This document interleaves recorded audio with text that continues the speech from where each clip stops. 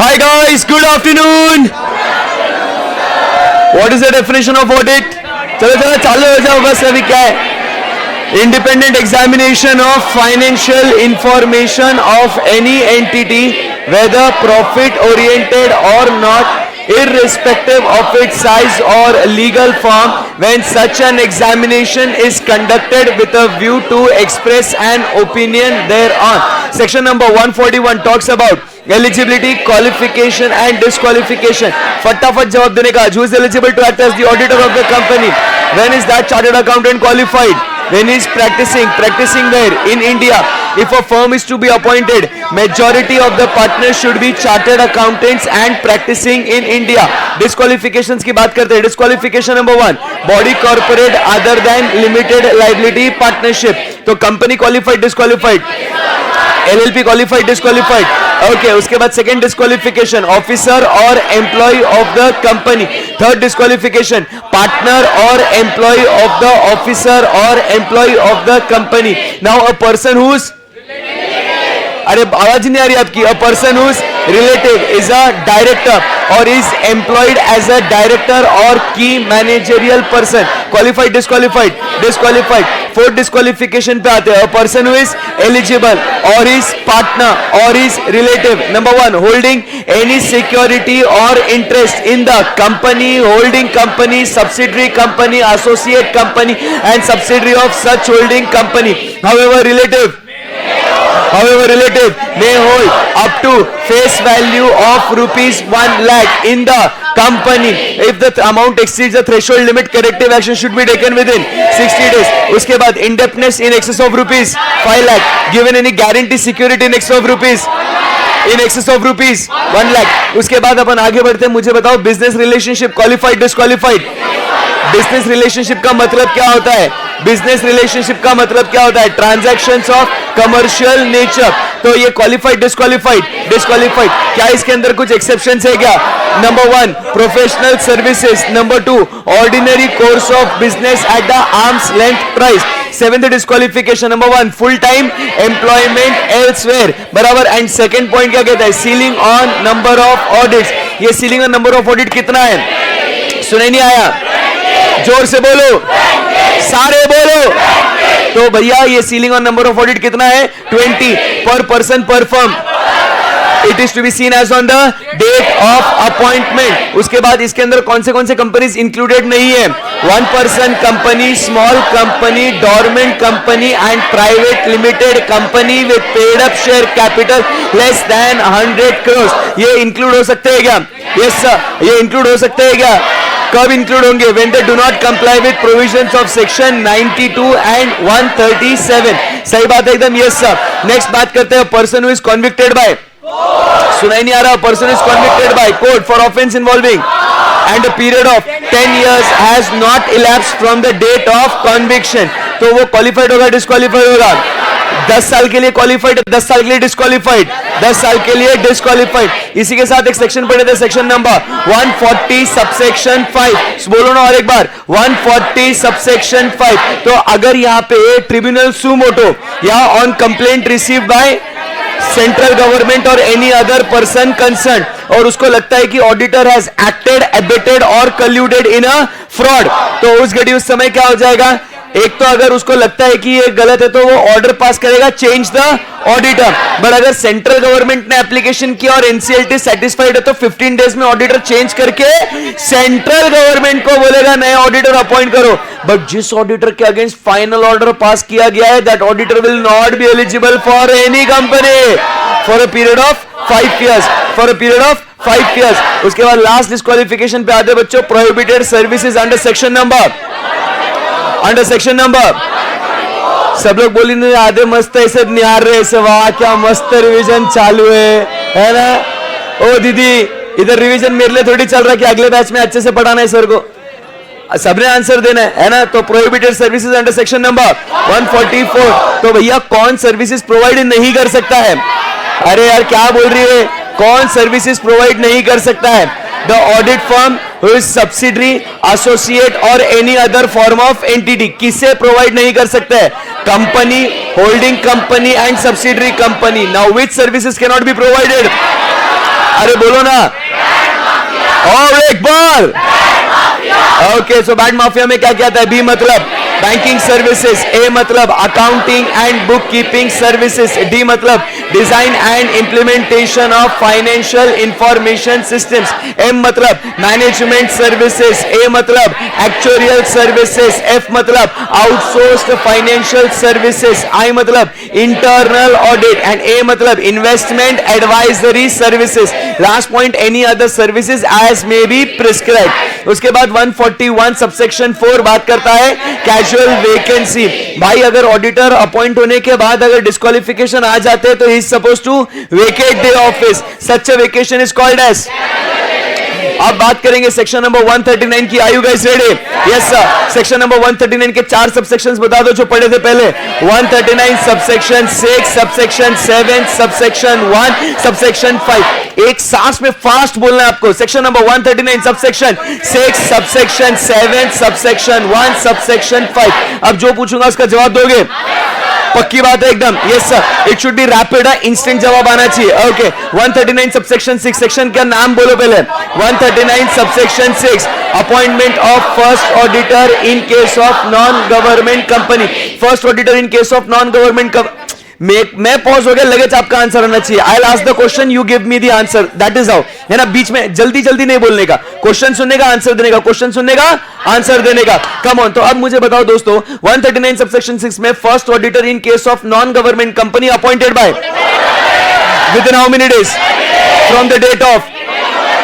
If they fail power goes to, फटाफट जवाब दो। If they fail power goes to, they appoint within tenure is the conclusion of first annual general meeting. सबसे first auditor in case of government company, section number पूरा बोलने का 139 subsection 7, appointed by, पूरा बोलने का, controller and auditor general of India within how many days?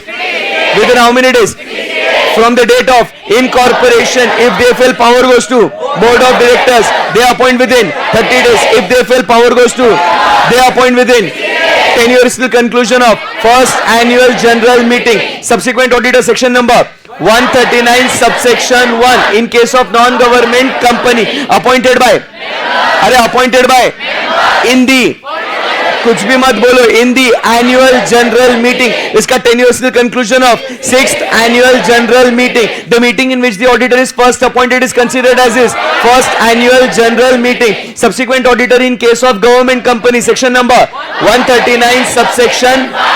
Okay, उस case में auditor appoint कौन करेगा? Controller and auditor general of India within how many days? 180 days from the commencement of the financial year। 180 days from the commencement of financial year। खत्म हो गया? Yes sir। 139 subsection 8 talks about, come on, hurry up। 139 subsection 8, filling of casual vacancy। और एक बार 139 subsection 8, filling of casual vacancy। दो companies, कौन सी? Non government company and government company. दो रीजन, कौन से? Resignation and 3D। Government company चाहे रेजिग्नेशन हो चाहे 3D हो, कौन फिल करेगा? Controller and auditor general of India within how many days? 30 days। If they fail, power goes to board of directors, they appoint within 30 days। खत्म हो गई बात? Yes sir. In case of non government company, it will be filled in by board of directors with in how many days? 30 days। ये बात हो गई 3D। तो क्या बोलेंगे? 3D। Come on, hurry up. 3D with in how many days? 30 days। उसके बाद but यही अगर रेजिग्नेशन के वजह से है, अगर ये रेजिग्नेशन की वजह से, तो board of directors will fill the vacancy within 30 days, but such appointment shall be approved by members within 3 months from the date of recommendation. सही बात है। इस ऑडिटर का टेन्योर कब तक है? कल बात करी थी। इस ऑडिटर का टेन्योर कब तक है? Next annual general meeting. खत्म हो गई बात? Yes sir. अब बात करेंगे सेक्शन नंबर 140 सबसेक्शन 2, कल पढ़ा था। अरे अब भी पढ़ के गए थे यार। अरे बोलो ना, अब भी पढ़े यार। बोलो 140 सबसेक्शन 2 बात करता है about auditors duty in case of resignation. किसकी बात करता है? Auditors duty in case of resignation. क्या करेगा? सुनाई नहीं आया? क्या करेगा? File a statement in form number ADD3 with in 30 days। क्या लिख के देगा? Facts and other reasons causing resignation. अरे यही लिख के देगा ना। वापस एक बार, सबसे पहले क्या करेगा? File a statement. मेरी आंखों में आंखें डाल के जवाब दो। बुक में मेरी बात समझो, मेरी बात समझो, री रीडिंग करना नहीं है। मैं क्या बोल रहा हूं, आप अगर बुक में देख के चार्ट अगर देख देख के अगर चिल्ला रहे हो ना, कोई मतलब नहीं है उसमें, इट इज वेस्ट। ये पूरा एफर्ट है ना, पूरा वेस्ट है। आपको रिकॉल करना है कि कल क्लास में क्या हुआ था, रिवाइज करना है उसको, नहीं आया स्टार मार्क करना है, खत्म हो गया ना बात। आपको अभी इतना तो यकीन आ गया होगा ना भाई पे कि आज अगर रिवीजन कर रहा हूं, कल भी कराऊंगा, परसों भी कराऊंगा, जब तक है जा, अरे कराऊंगा, इतना तो यकीन है ना। तो भाई आज बोलते नहीं आएगा, कल आएगा, कल नहीं आएगा, परसों आएगा, एक दिन तो होगा ना। बट री रीडिंग करके आप समझो, आप आपके दिमाग को चैलेंज दे ही नहीं रहे हो। You are putting your brain in a comfort zone. तो उसको क्या कर रहा है, ट्रेनिंग मालूम है, मैं बता रहा हूं आपको क्या होता है आपके साथ। अब क्या होता ना, आप सोचने की कोशिश करते हो, नहीं आया answer, instant reaction is that you look into the book and then you try to give the answer. So आप आपके दिमाग को ट्रेनिंग ऐसी देते हो कि भाई नहीं आया बुक में देख, नहीं आया बुक में देख। अब बहुत महीनों बाद अब एग्जाम में बैठे हो, क्वेश्चन दिखा आपको नहीं आ रहा है, दिमाग को आदत लगी है बुक में देखने की, फिर क्या करता मालूम है वो, उसको आदत वही है ना कि यहां वहां देखने की भाई। So this is what naturally that comes to you कि भाई कोई दिखा रहा है क्या, यहां वहां देखते हैं, तो यहां पे जोर डालो रे, समझेगा। इसको ट्रेन जिस चीज के लिए करोगे ना, वो उस चीज के लिए ट्रेन होगा। ये दिमाग बहुत भारी चीज है, समझेगा। और आप भी बहुत भारी लोग हो, तो आप अपने आप को अंडर एस्टिमेट मत करो। आप लोग कौन हो, बहुत भारी लोग हैं आप लोग, समझे ना। आप अपने आप को अंडर एस्टिमेट मत करो। आपको ऐसा लगता होगा कि यार मैं क्या कर रहा हूं जीवन में, सब ऐसे सब लोग सीए बैठे हैं ना, इसके लिए इतना ऐसे कुछ इज्जत नहीं लगता आपको, ऐसा भारी नहीं लगता आपको ऐसा। बट जब बाहर जाओगे ना कहीं 4 लोगों में, सिर्फ इतना सा बोलना सीए कर रहा हूं, लगे जीएसटी का थोड़ा बताना रे, ये थोड़ा टैक्स का कैसे क्या है, कभी ड्यू डेट है, people ask you, you might have experience that, so that is your value, come on. So आप लोग बहुत भारी लोग हैं, और ये सब इसके लिए करना है, अपने दिमाग को बहुत शार्प करना है अपने को, ठीक है ना। सो री रीडिंग नहीं चाहिए मेरे को, this is revision, this is revision and not री रीडिंग। री रीडिंग का फायदा क्या, देख के वापस पढ़ना है तो वो मतलब ही नहीं है ना उसका कुछ, समझे बात को। यस सर, चलो सो वापस एक बार सेक्शन नंबर 140 सब सेक्शन 2। अरे यस सर क्या, यस सर ये है क्या रे, यस सर मैं क्या किसकी बात करता है वो, auditors duty in case of, अरे बोलो किसकी बात करता है वो, auditors duty in case of. वो वॉइस नॉट क्लियर कौन बोल रहे, देख बोला उसको, मेरे को तू एक बार चेक कर ले, मेरे को लग रहा सब सही है ना, बाकी सब आंसर दे रही है। लकी गुप्ता अनलकी हो गया। चलो सो बात करते हैं auditors duty in case of resignation. क्या करेगा मालिक, in form number ADD 3 within 30 days, okay, from the date of resignation, from the date of resignation वो किसके, उसके अंदर क्या लिख के देगा, facts and other reasons causing resignation. अब किसे देगा, 2 companies, non government company and government company. भाई अगर नॉन गवर्नमेंट कंपनी है तो ROC एंड कंपनी, बट अगर गवर्नमेंट कंपनी तो ROC कंपनी एंड C&AG। अगर इसको कंप्लाई नहीं किया तो कौन सा सेक्शन एक्टिवेट हो जाएगा, 140 सबसेक्शन 3। मिनिमम जुर्माना कितना लगेगा, 50,000 और auditors remuneration whichever is less, सही बात है। एंड उसके बाद if the default continues ₹500 per day after the first, subject to maximum of ₹2 lakh. खत्म हो गया ये, यस सर। अब बात करेंगे सेक्शन नंबर 139 सबसेक्शन 2, किसकी बात करते हैं, ऑडिटर को घुमाने के लिए क्या चाहिए, इसीलिए पेड अप शेयर कैपिटल और बोरोइंग का कंडीशन है, इसीलिए बोला था घुमाने के लिए क्या चाहिए, घुमाने के लिए क्या चाहिए, सेक्शन नंबर कौन सा ये, 139 सबसेक्शन 2, रोटेशन ऑफ ऑडिटर्स किसे किसे एप्लीकेबल है। नंबर 1 लिस्टेड कंपनी, फटाफट स्क्रीन पे देख के बोलो, नहीं याद आ रहा तो, listed company, unlisted public company having paid up share capital greater than और इक्वल टू 10 करोड़। उसके बाद नेक्स्ट अपन बात करते हैं private companies having paid up share capital greater than और equal to 50 crore, but companies other than A और B but having borrowings plus public deposits greater than or equal to 50 crores, but it is not applicable to one person company and small company। सही बात है। इसका provision क्या कहता है, individual auditor shall not be appointed for more than, अरे बोलो भाई, individual auditor shall not be appointed for more than 1 term of 5 consecutive years and an audit firm shall not be appointed for more than 2 terms of 5 consecutive years। Cooling period is of, अब मुझे बताओ common partner, पचका कर दिए यार, क्या कर रहे हैं? वापस एक बार, common partner, brand name, trade name, common control, common partner, brand name, trade name, common control, नहीं चलेगा। समझ में आया यहां तक? बस यहीं तक तो बात हो गई थी यार कल, सही है ना? ओके, शानदार। किसका आवाज बेटा? अच्छी बात है ना, क्लास में बात करने के लिए आप एनर्जी नहीं बचेगी आपकी।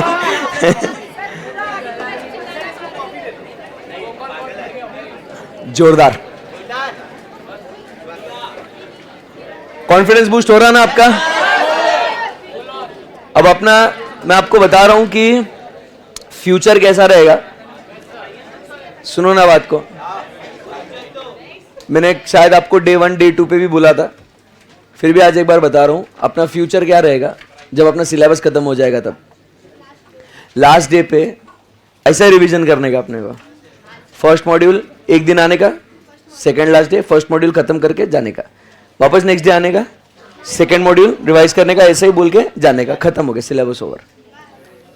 और अगर आपको झूठ लगता ना, ऐसा झूठ लगेगा नहीं मैं बोल रहा हूँ तो, बट अगर लगता भी होगा ना ऐसा पॉसिबल है क्या, ऐसा 2-2 घंटे में थोड़ी हो सकता है।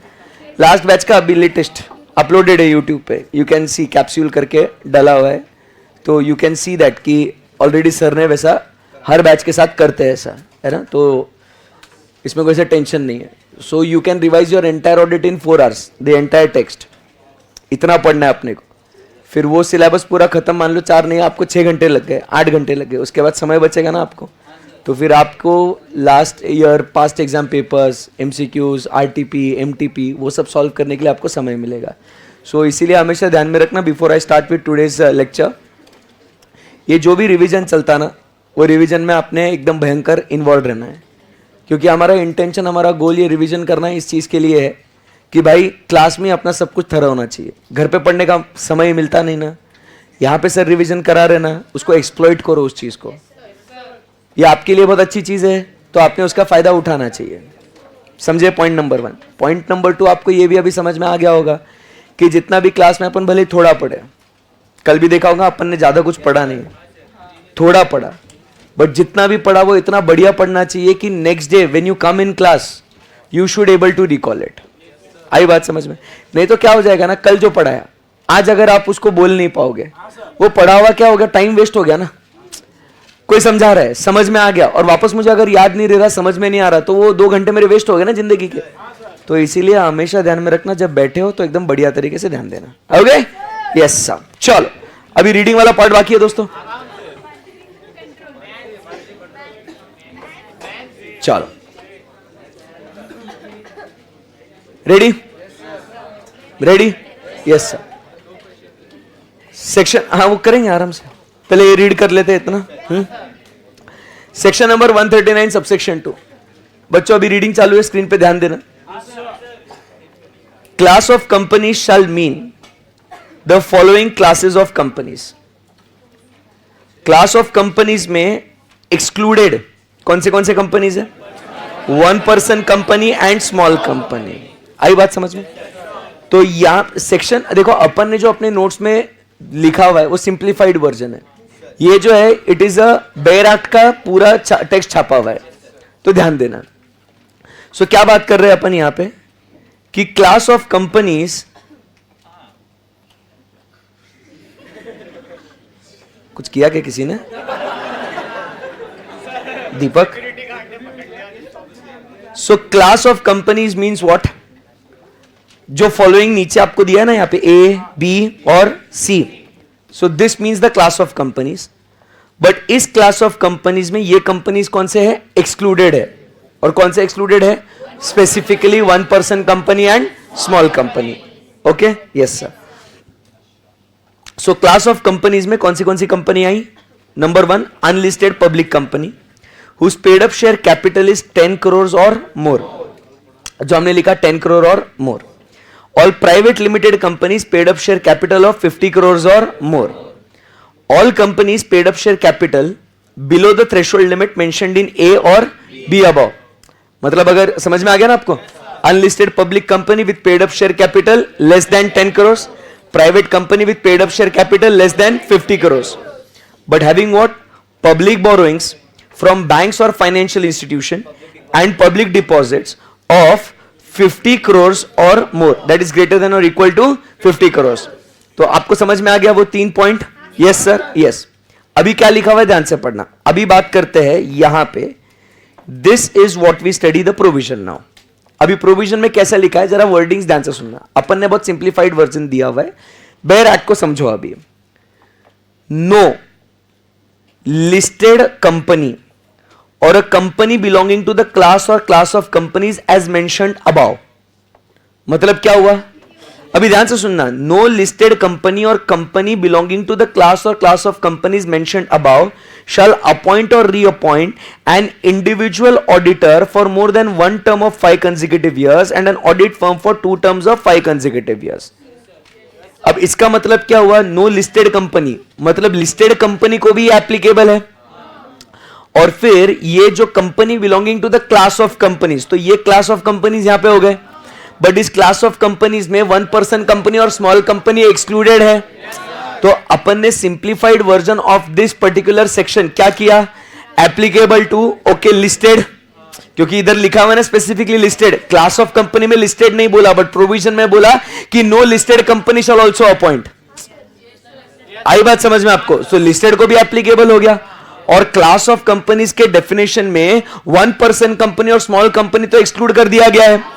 तो स्पेसिफिकली क्लास ऑफ कंपनीज में कौन से आ गए? Unlisted public company, private company and below the threshold limit but having public deposits और प्लस बोरोइंग्स ग्रेटर देन और इक्वल टू 50 करोड़. जमा गया वो. सो ये जो इतना जो यहां पे आपको दिख रहा है हाफ पेज, वो वहां पे अपना 2 लाइन में 3 लाइन में खत्म हो गया. Understood? Yes sir. Now let's go ahead. Provided that an individual auditor and audit firm who has completed his term under clause A और बी. क्लॉज ए और बी मतलब individual 1 term of more than 5 consecutive years and B मतलब firm for more than 2 terms of 5 consecutive years.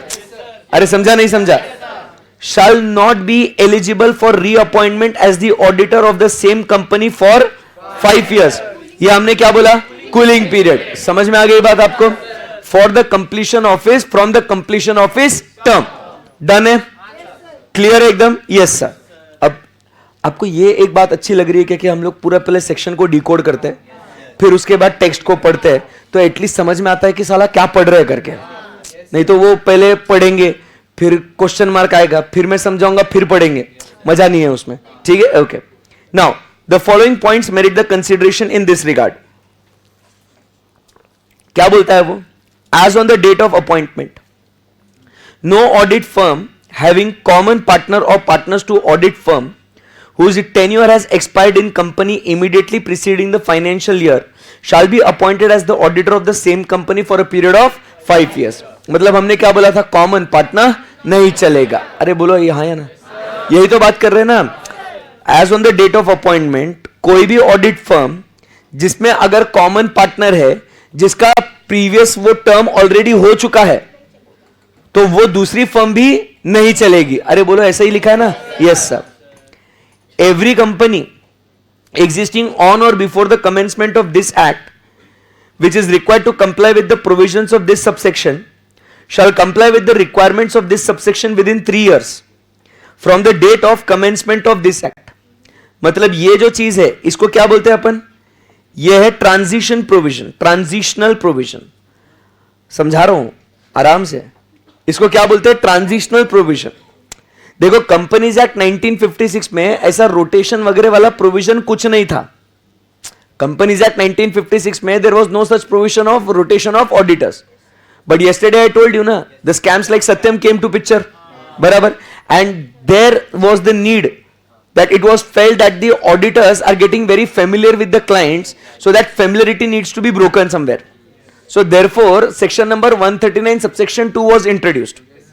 So now try to understand वो क्या कहना चाहते हैं कि अगर मान के चलो मैं अगर एक इंडिविजुअल हूं. कौन हूं? इंडिविजुअल. मेरा ऑलरेडी 5 इयर्स से ज्यादा ऑलरेडी मेरा कंपनीज एक्ट 1956 में काम हो चुका है, और यहां पे कंपनीज एक्ट 2013 आ गया, 1 अप्रैल 2014 से कंपनीज एक्ट एप्लीकेबल हो गया। समझे बात को? तो अब इस कंपनी को 139 सबसेक्शन 2 एप्लीकेबल है, तो जो इस कंपनी का एग्जिस्टिंग ऑडिटर है, क्या उसको इमीडिएटली छोड़ के जाना पड़ेगा? क्या इमीडिएटली छोड़ के जाना पड़ेगा क्या? क्योंकि उसका तो ऑलरेडी 5 साल मोर than 1 term of 5 consecutive years हो गया है, सेक्शन एप्लीकेबल हो गया है, अब मैं नहीं कर सकता हूं। बट ऐसा लगेज कैसे छोड़ के जा सकते हैं ना? तो कंपनीज एक्ट बोलता है कि भाई नया नया प्रोविजन है ना, ऐसा तुरंत ऑडिट्स को छोड़ के जाना ये कोई सही बात नहीं है।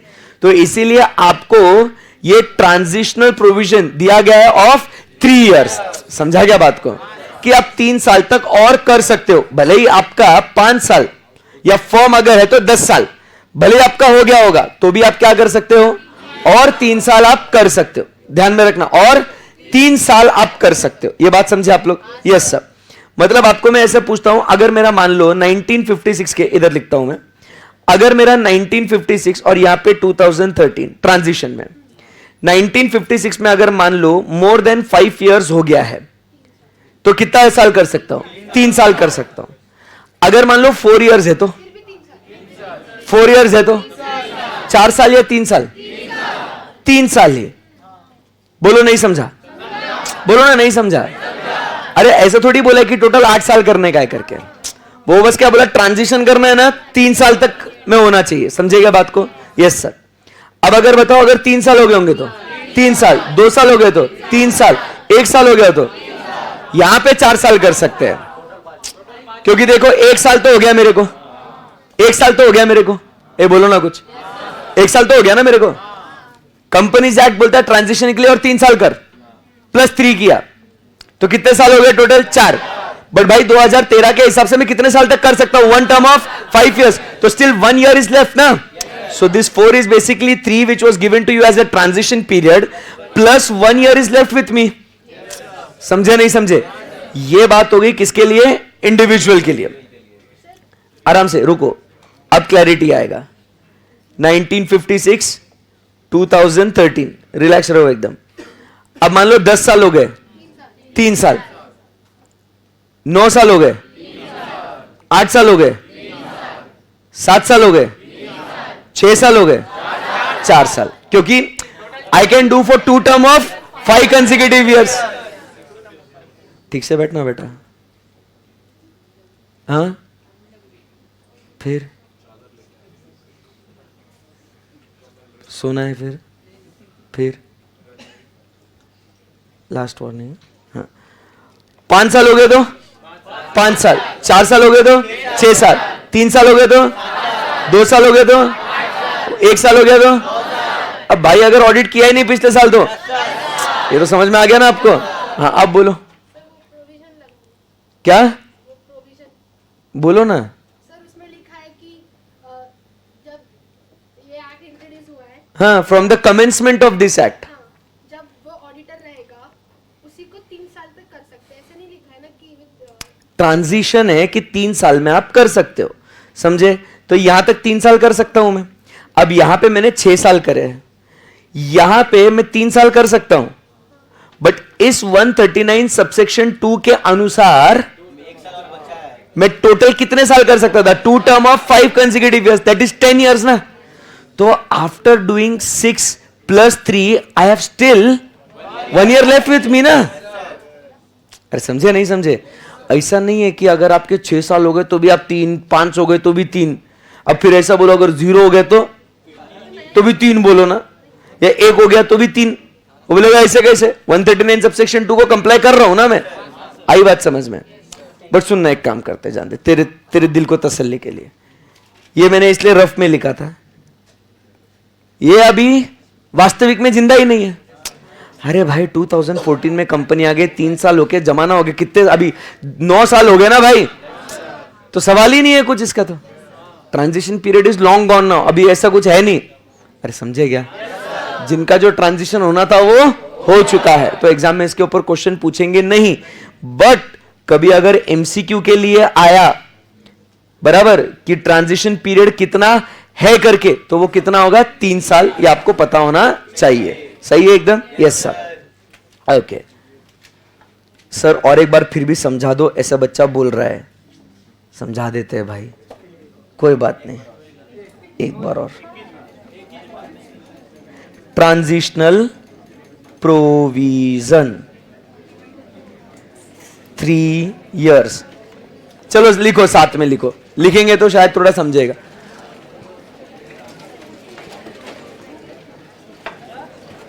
Transition provision 3 years। चलना बेटा लिखना।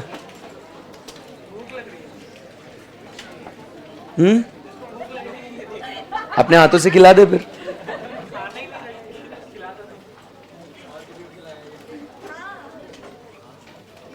अपने पैर पे कुल्हाड़ी मार रहा तू भाई, ठीक है ना।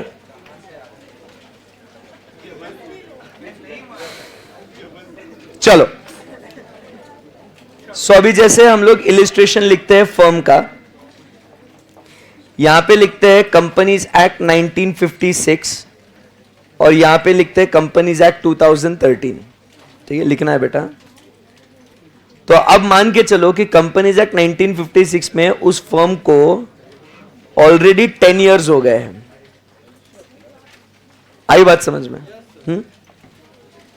तो वो 2013 में वो जो फर्म है और कितने साल कर सकती है ऑडिट? क्योंकि ऑब्वियसली वो इमीडिएटली छोड़ के जाना पॉसिबल नहीं है ना, बराबर के नहीं। ऑडिट कर रहे थे, नया एक्ट आया, बोलेंगे एग्जिस्टिंग ऑडिटर्स को इमीडिएटली निकाल लो, चलेगा नहीं। हमेशा वो नए एक्ट और पुराने एक्ट का जब वो ट्रांजिशन होता है तो इट शुड बी स्मूथ, बराबर। तो इसीलिए to get in line with the provisions of companies act 2013, auditors are given a breathing time of 3 years. So even though in Companies Act 1956 they have completed 10 years, right? They have completed 10 years. They are still given what? 3 years extra to comply with the provisions of section number 139 subsection 2. Okay? Now अपन क्या करते हैं, बस एक probability discuss कर रहे हैं कि sir what if 9 years are done. In 1956 till now we have done only for 9 years. तो sir should we write over here 4 or should we write over here 3? तो we will write 3 over here. उन्होंने 13 years तक कर सकते हैं ऐसा नहीं बोला, उन्होंने सिर्फ 3 years बोला। तो भले ही 9 साल हुए हैं तो भी आप कितने साल कर सकते हैं और एक्स्ट्रा 3 years? 8 3 7 3, यहां तक कोई दिक्कत? No sir. Now we talk about is कि in 1956, sir, I have done audit for a period of 6 years. I have done audit for a period of 6 years. Okay, यहां तक समझ में आया आपको? तो ट्रांजिशन पीरियड के हिसाब से I can do for 3 years. ये बात समझ में आ गई?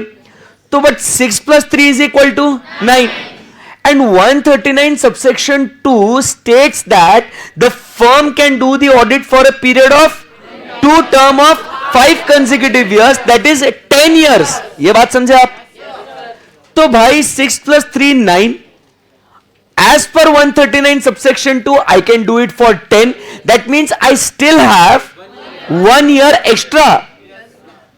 So even if I do extra 1 year audit of this company, I am still complying with provisions of section 139 subsection 2. Therefore here I will do it for a period of 4 years. समझे बात को? Now देखो 5 अगर यहां पे हो चुका है तो 1 टर्म मेरा पहले हो गया, 1 टर्म यहां करूंगा अभी। समझे बात को? Yes sir. So now it's very easy. बोलो 4 6 3 7 2 8 1 9 0 10, उसमें तो कोई डाउट ही नहीं है। समझा? बोलो यस सर। यही अगर अपन बात करते हैं व्हाट अबाउट इंडिविजुअल, अब जवाब दे सकते हो उम्मीद करता हूं। 1956 एंड 2013, मोर देन 5 years। बोलो बच्चों, या 5 ही लिखता हूं, मोर देन 5 का क्या? 5 अगर है तो 3, 4 अगर है तो 3, अगर है तो 2, अगर है तो 3 ना, 1 अगर है तो 4, 0 है तो 5। हो गया? All good? Yes yes. So transitional provision is of 3 years. Very good. ये एग्जाम में कुछ ऐसा पूछेंगे नहीं आपसे. रीजन सिंपल है, क्योंकि 2014 में एक्ट लागू हुआ था 1 अप्रैल 2014. It's now 2022. बराबर. तो बहुत समय हो गया. चलिए आगे बढ़ते हैं. बट ये क्यों पढ़ना जरूरी है समझ में आएगा आपको. एमसीक्यू के लिए आपको पता होना जरूरी है. ठीक है. ओके. सो कॉमन पार्टनर नहीं चलेगा. Transition provision is of 3 years. उसके बाद आगे third point. It has also been provided that the right of the company to remove the auditor and right of the auditor to resign from such office shall not be prejudiced. That is, it shall not be compromised. मतलब अगर auditor को चाहिए resignation देना तो वो दे सकता है. Company को अगर ऑडिटर को निकालना है तो वो निकाल सकता है. इसमें कोई दिक्कत नहीं है. Subject to the provisions of this act, ये ध्यान से पढ़ना, members of the company may resolve to provide that in the audit firm appointed by it. ध्यान से सुनना. In the audit firm appointed by it, auditing partner and his team shall be rotated at such intervals as may be resolved by members. बोलो नहीं समझा. अच्छी बात है. अब जैसे मान के चलो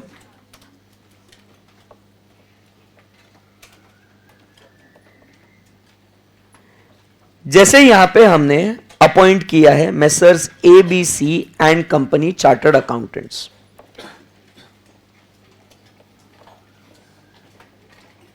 हमने अपॉइंट करी है ABC and company chartered accountants. Company कौन सी है? XYZ limited. ठीक है. XYZ लिमिटेड का ऑडिट कर रही है मेसर्स एबीसी एंड लिमिटेड. अब जब ये फर्म अपॉइंट होती है ना दोस्तों, अब आप बात को समझो. तीनों के तीनों पार्टनर्स ए बी और सी थोड़ी जाएंगे XYZ लिमिटेड का ऑडिट करने के लिए. तीनों के तीनों थोड़ी जाएंगे. बराबर.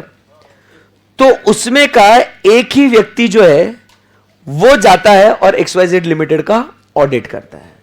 यह बात समझ में आई आपको? Yes sir. तो लेट अस से मिस्टर ए ये गए ऑडिट करने के लिए XYZ लिमिटेड का. टेक्निकल भाषा में मिस्टर ए को फिर कहा जाता है as what? Engagement partner. Audit की दुनिया में, ऑडिट की भाषा में मिस्टर ए को क्या कहा जाता है? Engagement partner. एंगेजमेंट मतलब होता है असाइनमेंट. उस एंगेजमेंट, उस असाइनमेंट को जो पार्टनर हैंडल कर रहा है उस पार्टनर को फिर हम लोग नाम देते हैं एज व्हाट? Engagement partner. आई बात समझ में? Yes sir. अब मान लो मेरे फर्म के अंदर आप इतने सारे आर्टिकल असिस्टेंट्स हो, इंटर्न्स हो, तो ऑब्वियसली सारे के सारे इंटर्न्स को तो लेके नहीं जाऊंगा मैं. बराबर. तो यहां पे ऑडिट करने के लिए भी मैं एक टीम सिलेक्ट करता हूं जो मेरे साथ ऑडिट करेगी. इस टीम को टेक्निकली कहा जाता है एज व्हाट? Engagement team. आई बात समझ में आपको? तो अभी तक के सिचुएशन में, अभी तक के सिनारियो में क्या देखा हमने कि मिस्टर ए और उसकी ये जो एंगेजमेंट टीम है, लेट अस से PQR, ये जो लोग हैं इनका नाम हम लोग रख देते हैं PQ और R. तो ए एंगेजमेंट पार्टनर हो गया, PQR एंगेजमेंट टीम हो गई जो ऑडिट कर रहे हैं XYZ लिमिटेड का.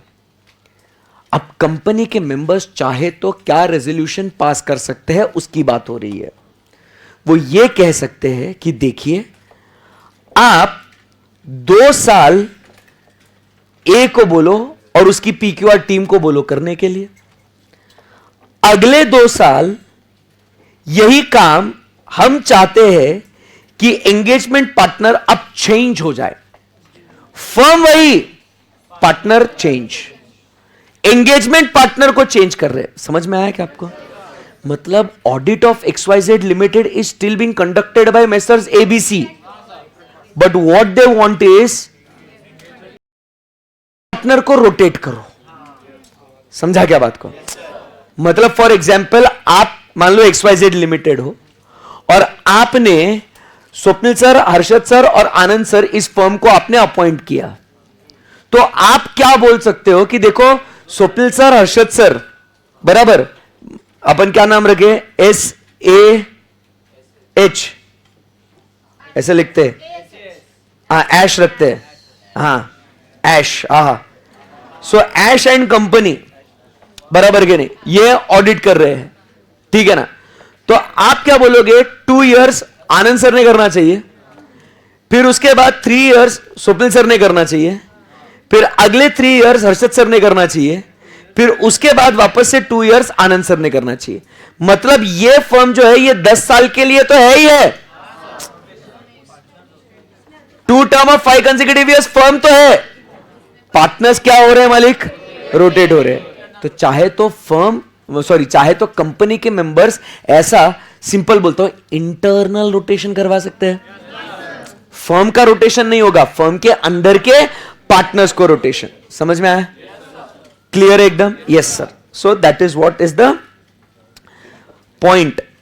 बोलो। अपन भी चाहे तो कर सकते हैं, कंपनी भी रिजॉल्व करी तो भी कर सकते हैं, ऐसा कहीं कुछ प्रॉब्लम नहीं है, ठीक है। ओके, सो क्या बेटा? हाँ हाँ, नहीं ऐसा क्यों करेंगे ना, वो तो फर्म को अपॉइंट कर रहे हैं ना। हाँ,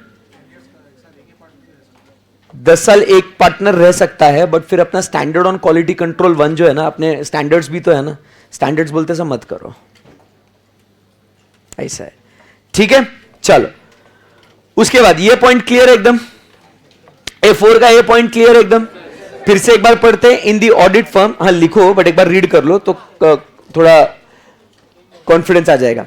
इन the audit firm appointed by it, the auditing partner and his team shall be rotated at such intervals as may be resolved by members। आई बात समझ में आपको? यस सर, लिख लो।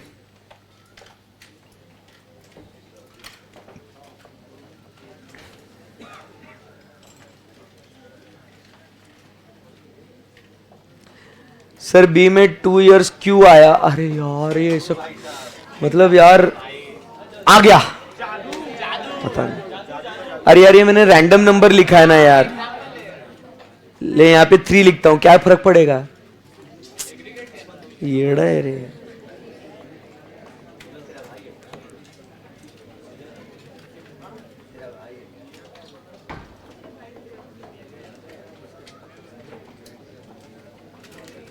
चलो done.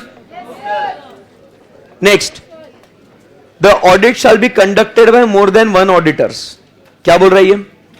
The audit shall be conducted by more than 1 auditor. मतलब इसको क्या बोलते हैं यहां पे?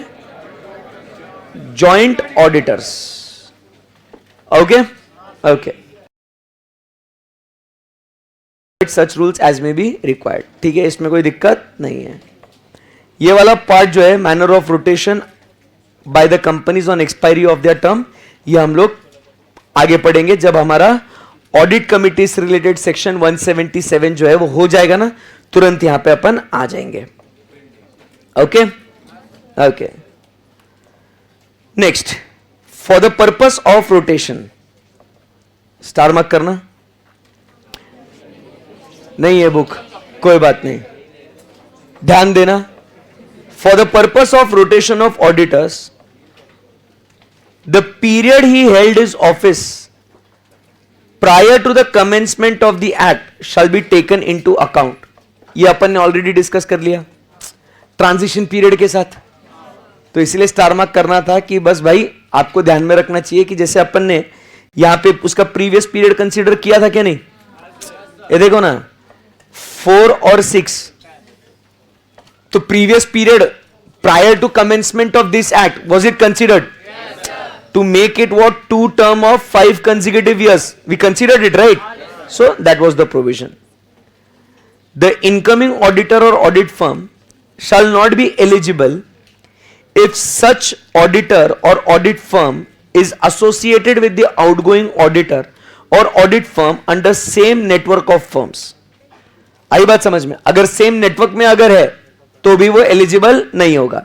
Same network means hitherto मतलब नाउ और in future under same brand name, trade name, common control. तो इसलिए हमने क्या बोला था ऊपर, ये देखो ऊपर हमने यहां पे बात कर ली थी कॉमन पार्टनर की. अरे बोलना पड़ेगा बच्चों. Yes sir. और अब यहां पे सेम नेटवर्क के भी फर्म्स नहीं चलेंगे. इसके लिए same brand name, trade name, common control. तो ये 4 पॉइंट्स अपने सही हो गए एकदम. पक्की बात है एकदम. Yes sir. उसके बाद a break in term of continuous period. यार अगर तुमको मालूम है यहां एसी है और यहां तुमको उसकी तकलीफ होती है तो तू काहे, जिसको हो रहा वो तो अपना दर्द बयां कर लेगा ना. तू पढ़ाई में ध्यान देना. रोज रोज तो बोलूगे अभी, नहीं तो चद्दर शॉल सब लेके आया करो. ध्यान दो. A break in term of for continuous period of 5 years. बच्चों, a break in term of continuous period of 5 years shall be considered as fulfilling the requirement of what? Rotation. तो कल वो एग्जाम्पल की हमने बात करी थी, याद है आपको?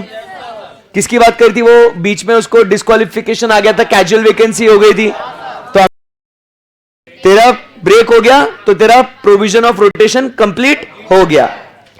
If a partner who is in charge firm and also certifies the financial statements of the company retires from the said firm and joins another firm, such other firm shall also be ineligible to be appointed for a period of 5 years. अपना first example, first illustration, mister A ने audit किया था, फिर वो दूसरे firm को join किया ABC. दूसरा एग्जाम्पल एबीसी में था, रिटायरमेंट लेके खुद से करना चाहता है तो भी नहीं कर सकता है. समझ में आया कि सारे important points explanation in the form of case studies we have it in front of us. Clear एकदम बात? Yes sir. Note, individual auditor shall include other individuals of firms whose name or trademark or brand is used by such individuals. If you remember ABC, 3 partners थे, तीनों retire हो गए, उसके जगह पे PQR तीनों नए आए, but still they are carrying out the business in the same brand name, तो भी नहीं चलेगा. समझ में आया ये? Yes sir. Consecutive years shall mean all the preceding financial years for which the individual auditor has been the auditor until there has been a break of 5 years. मतलब 5 साल का कूलिंग पीरियड होना चाहिए. ऑडिट फर्म शैल इंक्लूड, ये सिर्फ ये जो है ना ऊपर ये इंडिविजुअल के लिए लिखा है. सेम चीज यहां पे ऑडिट, सेम चीज, बस वो ऑडिट फर्म लिखा है. देखो, audit firm shall include other firms whose name और trademark brand is used. Consecutive years shall mean all the preceding years. Same लिखा हुआ है, बस ऊपर इंडिविजुअल के नाम के अंदर दिया हुआ है, नीचे फर्म के नाम के अंदर दिया है. सही है एकदम? Yes sir. Last point, where a company is appointed as the joint auditors. Joint auditors, you know ना, joint auditors.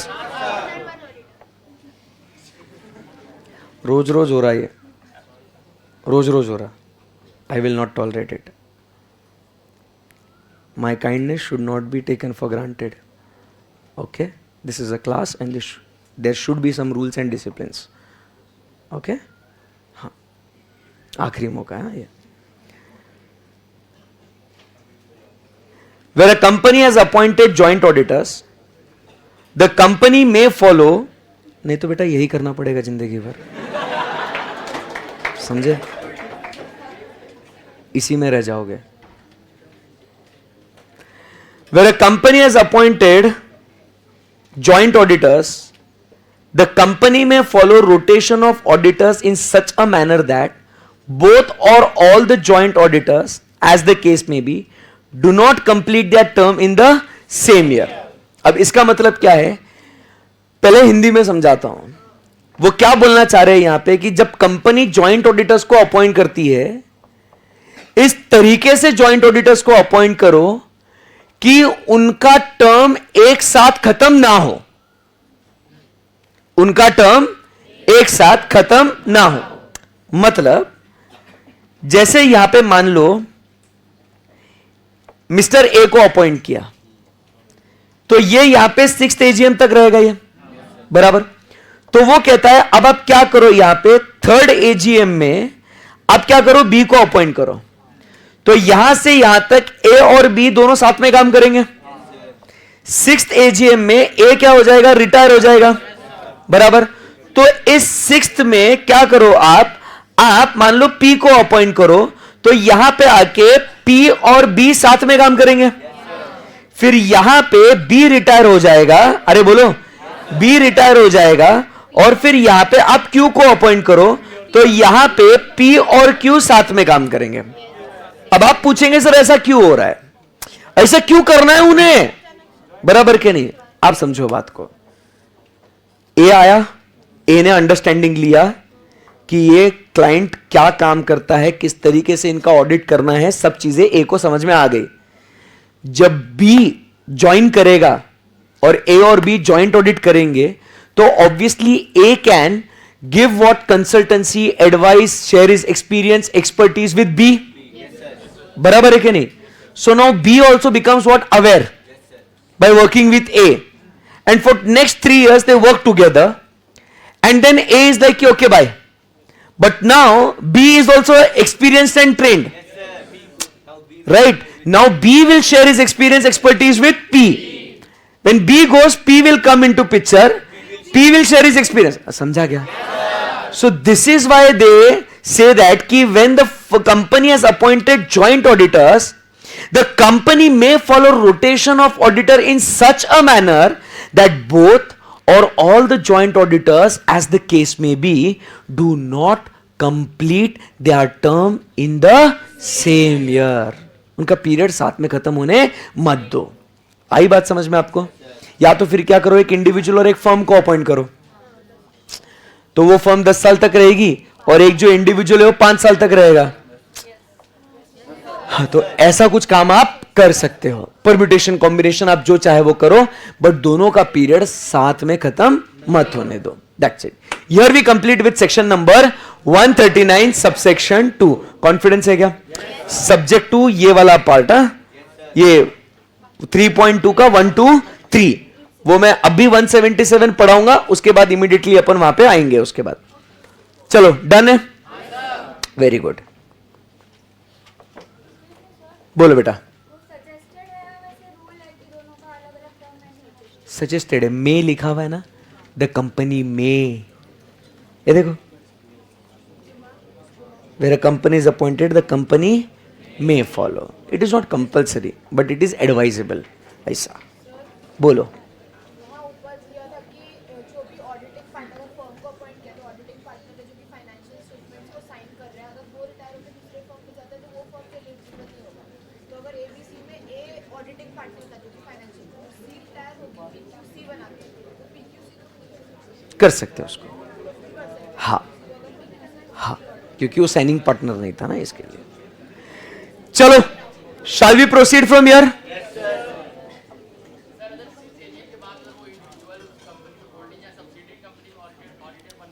बन सकता है, होल्डिंग सब्सिडरी का विषय नहीं है यहां पे। यहां पे देखो, अगर मान लो मैं एक्स कंपनी का ऑडिट कर रहा हूं, मेरा 1 टर्म ऑफ 5 कंसेक्यूटिव ईयर्स होने के बाद वाई मुझे अपॉइंट करता है, and Y is the holding company of X. Can I do audit of Y? Yes, I have no problem, because for that company I have not completed 1 term of 5 consecutive years. सही है? Yes sir. चलो चलो, सो अब यहां से आगे बढ़ते हैं, and let us move to the new section now. Section number 177,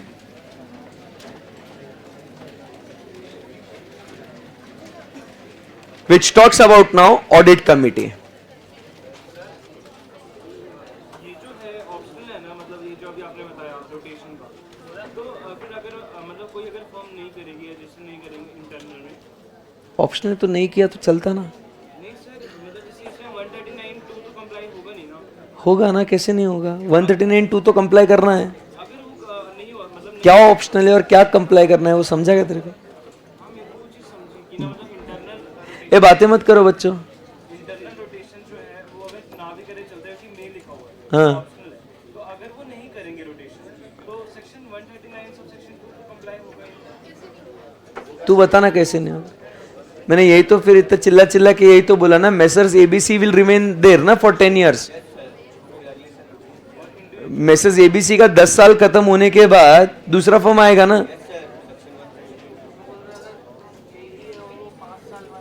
अरे बट ए तो पार्टनर है ना, और A is firm name, A is not individually working. तो तू गलत सोच रहा ना भाई, आप गलत सोच रहे हो ना, मैं फर्म की बात कर रहा हूं ना, ऐसे क्या कर रहे हो। ये है मेसर्स एबीसी, उसमें का ए एंगेजमेंट पार्टनर है। अब ए 10 साल भी कर सकता है, या ए 2 साल भी कर सकता है, 5 साल भी कर सकता है, because A is working in the capacity as a partner of the firm. So A is representing the firm. Firm कैसे ऑडिट करेगा रे? वो फर्म को ऑडिट करने के लिए उसका पार्टनर को जाना पड़ेगा ना।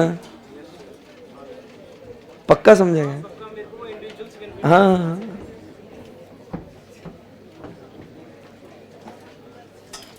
चलो, शैल वी प्रोसीड नाउ? अरे बोलो ना, आज कुछ पढ़ते हैं ना भाई। अभी तक अपन ने कुछ पढ़ा नहीं है नया, जो है वो कल का ही अपन टेक्स्ट पढ़ रहे थे, रिवीजन किया, टेक्स्ट पढ़ा, और अभी नया पढ़ते हैं। अभी आज अभी और 2 सेक्शंस पढ़ने अपने को, 177, 142, और फिर उसके बाद उसके पावर्स को शुरू करना है अपने को। आज बहुत पढ़ना है अपने को। Shall we start? मालूम है मेरे को, ऐसा लगता है कि मैंने क्वेश्चन दिया मेरे को मालूम नहीं होगा करके। अरे कराऊंगा भाई, रिलैक्स रिलैक्स। ओके,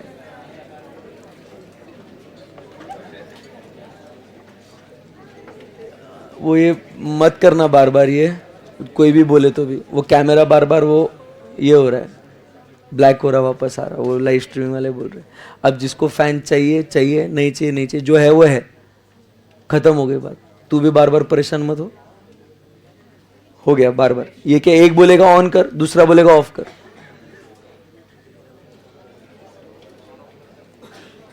या तो मैं रुक जाऊं क्या, आप पहले हवा कर लो, जो करना है करो। क्या कर रहे हो तुम लोग यार, सेम। तो section number 177 we are now talking about. चलो अभी नया सेक्शन है, काफी इंपॉर्टेंट सेक्शन है, ध्यान दीजिएगा सब लोग।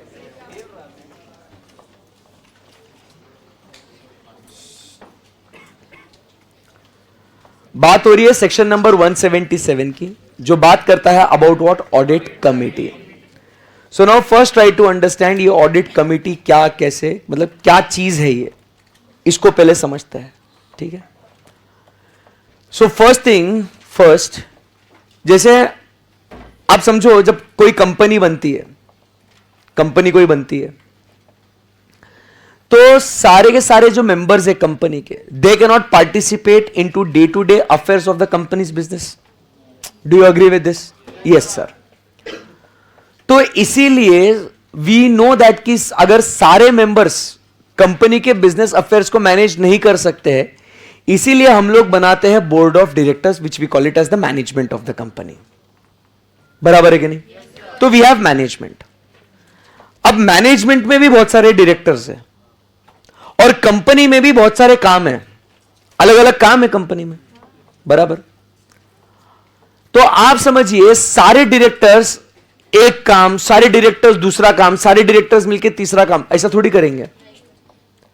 अब वो जो डायरेक्टर्स है, उन डायरेक्टर्स में भी क्या करना पड़ेगा, छोटी छोटी टुकड़ियां बनानी पड़ेगी, कि कुछ लोग जो है वो स्टेक होल्डर्स से रिलेटेड देखो, कुछ डायरेक्टर्स जो है वो नॉमिनेशन रेम्यूनरेशन से रिलेटेड देखो, कुछ जो है वो रिस्क से रिलेटेड देखो, कुछ जो डायरेक्टर्स है वो ऑडिट, वो फाइनेंशियल स्टेटमेंट्स उससे रिलेटेड देखो।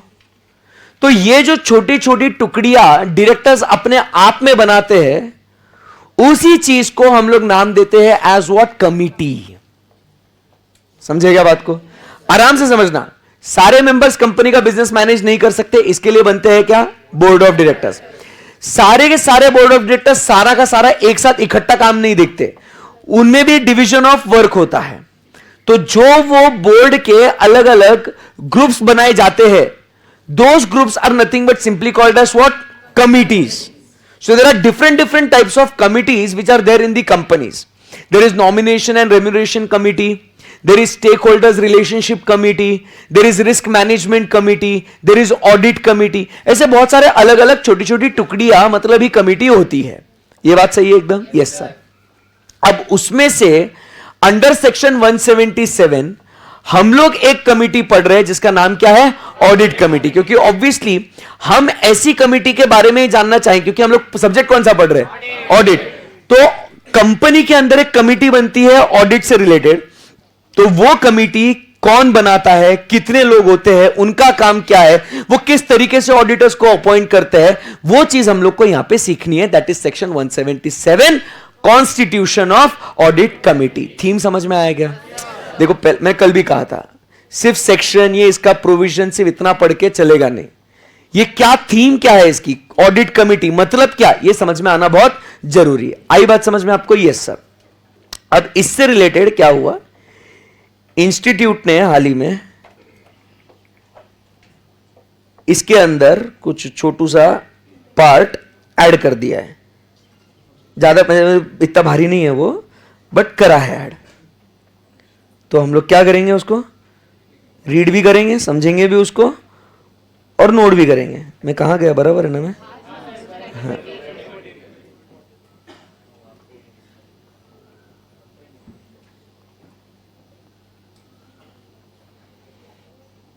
एंड अगर आप कभी अगर मॉड्यूल कंपेयर करो इंस्टीट्यूट का और अपना बुक अगर कभी देखो पढ़ो, तो you will find that we are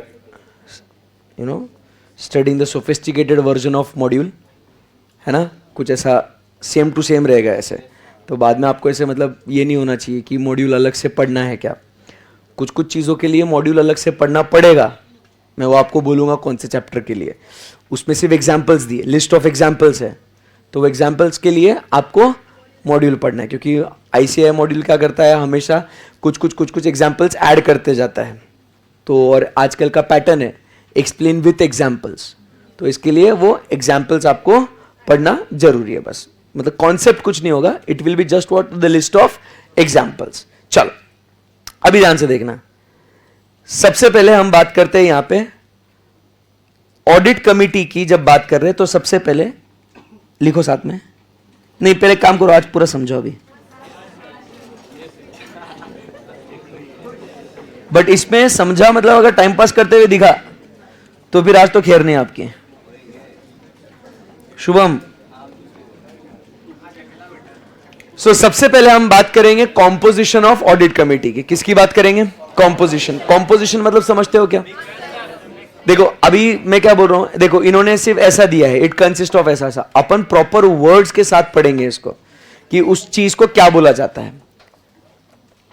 तो हम बात कर रहे हैं कॉम्पोजिशन ऑफ ऑडिट कमिटी. मतलब अगर ये कमिटी बना रहे, ये टुकड़ी बना रहे अपन, तो इसमें कौन लोग आएंगे. CA फाइनल ऑडिट में बकायदा ऑडिट कमिटी से रिलेटेड पूरा एक चैप्टर है आपको. मतलब पूरा चैप्टर डेडिकेटेड है to what? Audit committee and its corporate governance. ऐसा चैप्टर है आपको, audit committee and corporate governance. ठीक है ना? तो उसमें पूरा इन डिटेल दिया गया है. अभी बेसिक है, उतना ही समझेंगे. So it is to be remembered that audit committee consist of directors of the company. So composition में कौन आएगा यहां पे? डायरेक्टर्स. तो आपको यह समझ में आना कि कमिटी बनेगी तो it will be consisting of what? Directors. ये बात क्लियर एकदम? Yes sir. It consist of minimum 3 directors. वो क्या बोल रहे हैं यहां पे? Composition, it has got what? Minimum, बोलो, 3 डायरेक्टर्स.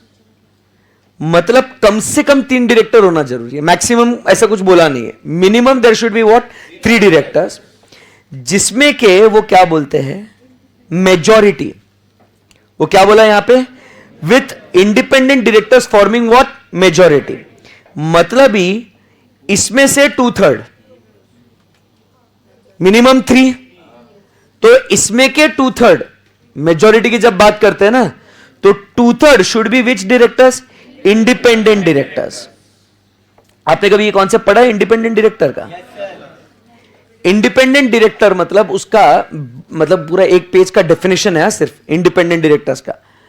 बट बॉटम लाइन अगर अपन बात करें तो इंडिपेंडेंट डायरेक्टर मतलब एकदम पवित्र डायरेक्टर. उसका कंपनी के साथ कोई भी ताल्लुकात, रिश्ता, संबंध नहीं. बराबर के नहीं? मतलब कोई फाइनेंशियल रिलेशन नहीं, ना प्रोमोटर है, ना वो कोई किसी कैपेसिटी में वो कोई managing person, managing executive person भी नहीं है, वो कुछ भी ऐसा नहीं है वो. He is just what an independent director. अब क्या बोल रहे हैं यहां पे, मेजॉरिटी 2/3 इंडिपेंडेंट डायरेक्टर्स भी क्यों होना चाहिए? क्योंकि ये काम किससे रिलेटेड है? ऑडिट से रिलेटेड है. And audit is what? An independent examination. So audit committee में भी लोग कौन से होने चाहिए? इंडिपेंडेंट होने चाहिए. आई बात समझ में आपको? सो इसीलिए मिनिमम कितने लोग होने चाहिए? 3.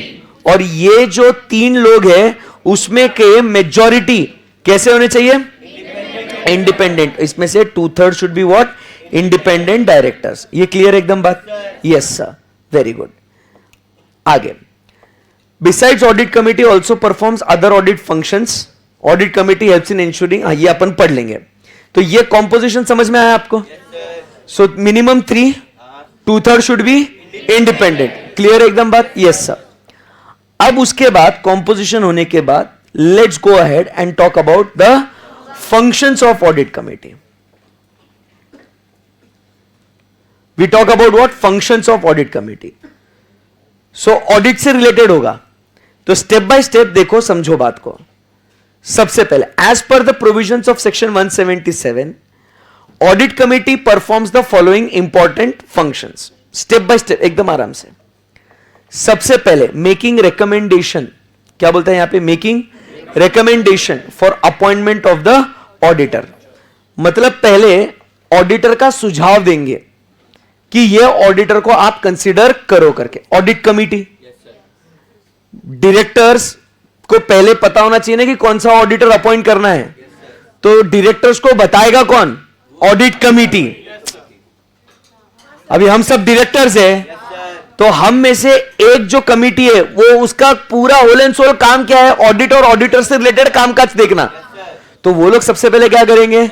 सजेस्ट करेंगे, रेकमेंड करेंगे कि इस ऑडिटर को कंसीडर कर सकते हैं.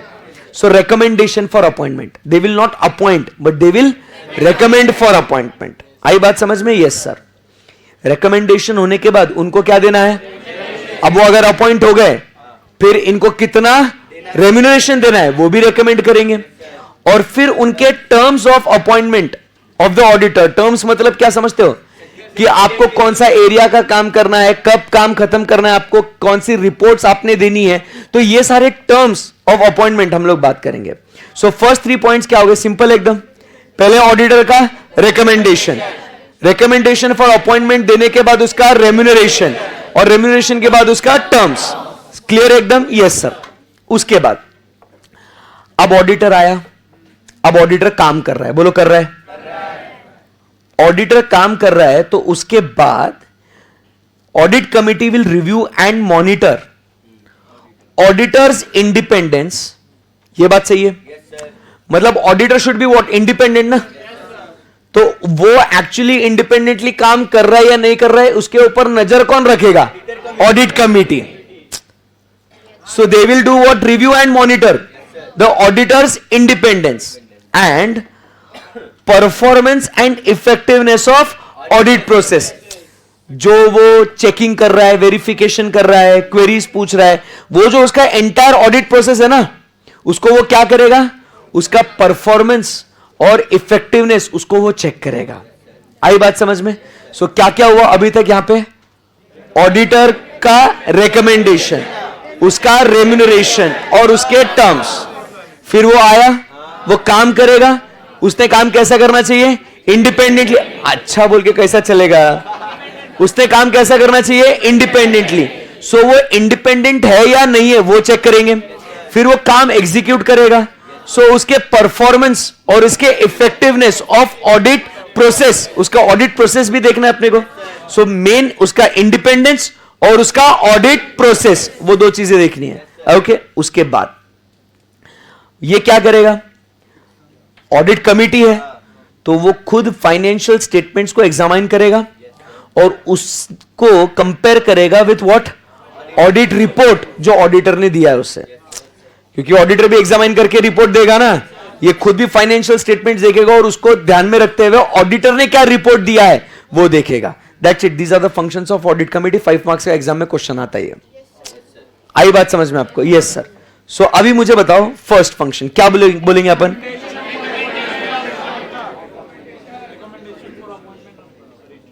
Recommendation about what?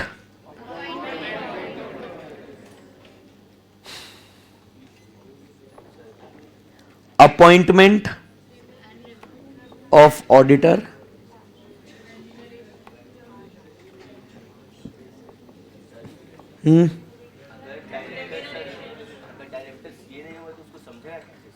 क्या? अरे ढोकले, ये रिकमेंडेशन डायरेक्टर्स को दिया जाएगा ना. रिलैक्स, अपन सब करेंगे. शांति रख, एकदम रिलैक्स, एकदम रिलैक्स. Come on. हाँ. सो रेम्यूनरेशन ऑफ ऑडिटर, ये बातें मत करो. एंड तीसरा, terms of appointment of auditor. अब ये ऑडिटर आने के बाद सेकेंड पॉइंट क्या करना है अपना? Monitoring and review what? The auditors independence. Monitoring and reviewing auditors independence. Okay. Third, performance and effectiveness of audit process. And last point, second last point, examination. Last point, examination of financial statement and auditor's report. Plus it also assists in what? Corporate governance.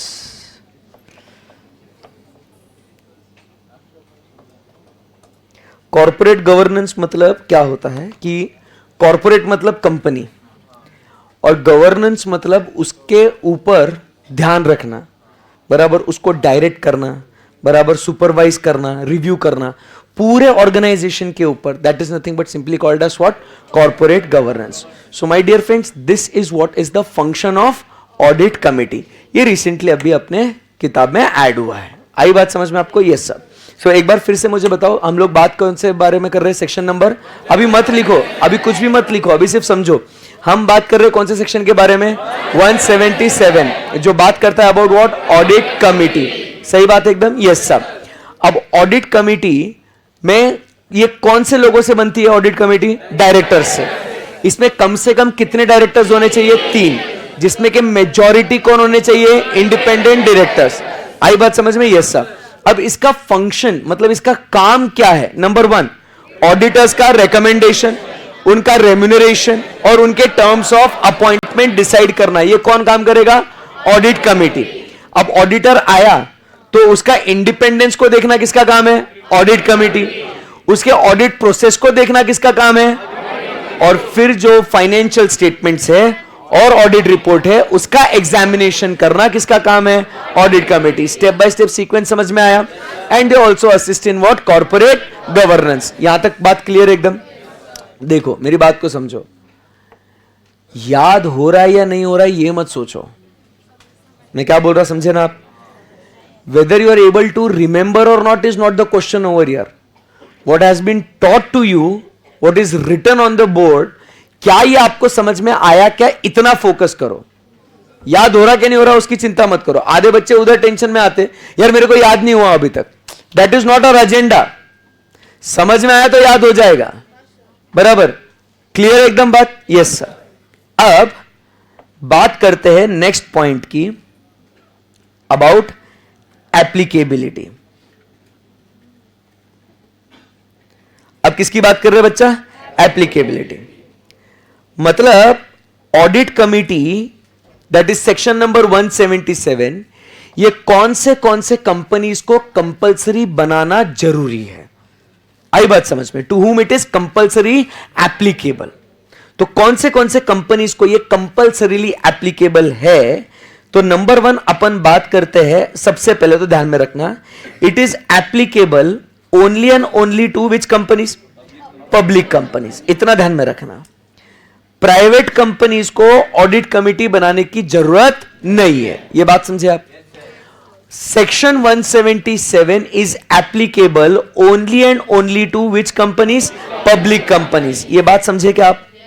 मतलब that is very important, true और false MCQ के लिए। Section 177 is applicable only and only to public companies. Clear एकदम? Yes sir. अब public companies में दो हिस्से बच्चों, कौन से? Listed and unlisted. सही बात है ना एकदम? Yes sir. सो इसके अंदर जब अपन बात करते हैं लिस्टेड कंपनी की, तो लिस्टेड कंपनी को straight way it is applicable, because public at large का स्टेक इन्वॉल्व है ना, public at large is involve in it. तो ऑब्वियसली द गवर्नमेंट वांट्स कि बाबा इसका जो audit, examination, financial statements, auditor, ये सब बढ़िया होना चाहिए। तो इसके लिए ऐसे कंपनी में ऑडिट कमिटी का होना अनिवार्य है। तो इसीलिए लिस्टेड कंपनी स्ट्रेट वे क्या हो जाएगा? Audit committee will be applicable. Clear एकदम? Yes sir. उसके बाद अपन बात करते हैं नेक्स्ट कंपनी कौन सी आएगी? Unlisted public company. Unlisted public company. सिर्फ अनलिस्टेड कंपनी बोल के नहीं चलेगा ना, अनलिस्टेड कंपनी मतलब ये अनलिस्टेड पब्लिक और प्राइवेट कंपनी भी हो सकती है ना। तो इसीलिए स्पेसिफिकली वी हैव टू से is what? Unlisted public company, जिसमें इनको कब एप्लीकेबल होगा? पीबीटी बराबर पीबीटी 10, 50, 100 करोड़। आई बात समझ में?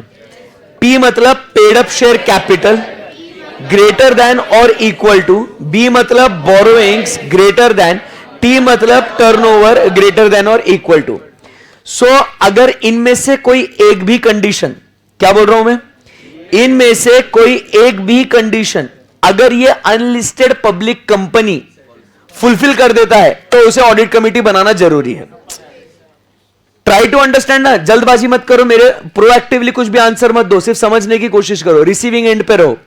वो क्या बोल रहा है? अगर मान लो मैं एक अनलिस्टेड पब्लिक कंपनी हूं, अगर मेरा paid up share capital is greater than और इक्वल टू 10 करोड़, मुझे ऑडिट कमिटी एप्लीकेबल होगा, भले ही मेरे बोरोइंग्स लेस देन 50 करोड़ हो या टर्नओवर लेस देन 100 करोड़ हो। समझे बात को? मतलब इन तीनों में से कोई एक भी क्राइटेरिया अगर सेटिस्फाई हो गया तो मुझे ऑडिट कमिटी बनाना जरूरी है। यह बात समझेगा आप? If any one condition is satisfied,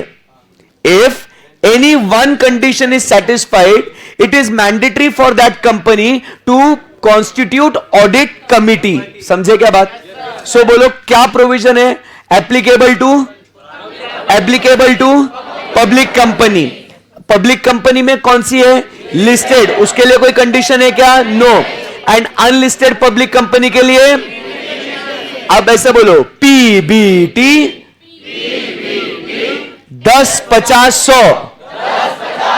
अब जब 10, 50, 100 बोलोगे ना, ऐसे बेंच पे 3 बार बैंग करने का, ठीक है? इज्जत में तोड़ने का नहीं है, ठीक है? लाइव स्ट्रीम वालों आप भी है ना, पेनड्राइव वालों आप भी। Okay, ready everyone? Ready everyone? अरे मतलब एक ही बार करना है, ज्यादा बार करना नहीं, मतलब तुम तो साला हाटो रहे। चलो आराम से, कम ऑन, 1, 2, 3 स्टार्ट। पीबीटी पे नहीं करना है, पीबीटी पे नहीं करना है। 1, 2, 3 स्टार्ट। पीबीटी 10, 50, 100। वापस एक बार, पीबीटी 10, 50, 100। अब क्या होगा? ये साउंड जो है ना, ये साउंड आपके दिमाग में रहेगा। जब भी आप सुनोगे पीबीटी, आपको ध्यान में डान डान डान, and that rhythm will give you the answer of 10, 50, 100। आई बात समझ में? समझा गया? तो ये साउंड के साथ वो आपका आंसर ध्यान में रहेगा। वापस एक बार, पीबीटी। सही बात है एकदम? Yes sir. तो कल रिवीजन में मजा आना चाहिए, पचका नहीं होना चाहिए। वापस एक बार, लास्ट टाइम, चलो। पीबीटी।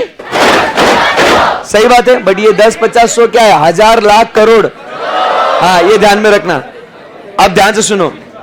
नहीं, बस बस बस बस, थोड़ी देर बाद करेंगे बेटा, अभी ध्यान देना। ए मेरा बच्चा, कॉन्सेंट्रेट करते जाना, कुछ छोटी छोटी बातें हैं जो फोकस करनी है अपने को. Applicable to all public companies, applicable to all public companies with paid up share capital of 10 crore. सही बात है, 10 करोड़ और more, having turnover of 100 crore और मोर. टर्नओवर का भी समझ में आ गया. नाउ हैविंग एग्रीगेट, अब ध्यान में रखना, हैविंग एग्रीगेट ऑफ लोन्स और बोरोइंग्स, डिवेंचर्स और डिपॉजिट्स. सो मतलब यहां पे जो बोरोइंग्स की बात कर रहे हैं, सो बोरोइंग्स में और क्या क्या आएगा? तो यहां पे बोरोइंग्स मतलब लोन्स, बट इसी के साथ क्या आ गया यहां पे? डिवेंचर्स भी आ गया और डिपॉजिट्स भी आ गया. आई बात समझ में? ये मैं आपका ध्यान यहां पे क्यों आकर्षित कर रहा हूं, जरा ध्यान से सुनना. अभी हम लोग सेक्शन नंबर 139 सबसेक्शन 2 पढ़ के आए थे. वहां पे भी बोरोइंग्स 50 करोड़ के थे, बट वहां पे सिर्फ बोरोइंग्स और डिपॉजिट्स थे. सही बात है ना एकदम? Yes sir.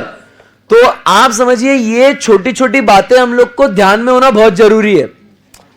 There it was only borrowing plus public deposits 50 crore और more. Here it is borrowings, public deposits plus debentures. You getting my point? Yes sir. अब दूसरा पॉइंट जो आपको एकदम केयरफुली ध्यान में रखना है, यहां पे क्या दिया हुआ है? Greater than. 139 सबसेक्शन 2 में वी हैड ग्रेटर देन और इक्वल टू. अब आप पूछेंगे ओ सर कुछ भी बोल रहे हैं आप.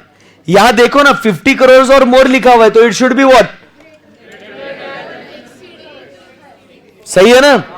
बट यहां पे पीछे अगर आप देखोगे तो ये एक्सीडिंग. ये सर आपकी प्रिंटिंग मिस्टेक है कि आपके बुक में नहीं है? बेयर एक्ट में ही ऐसा है.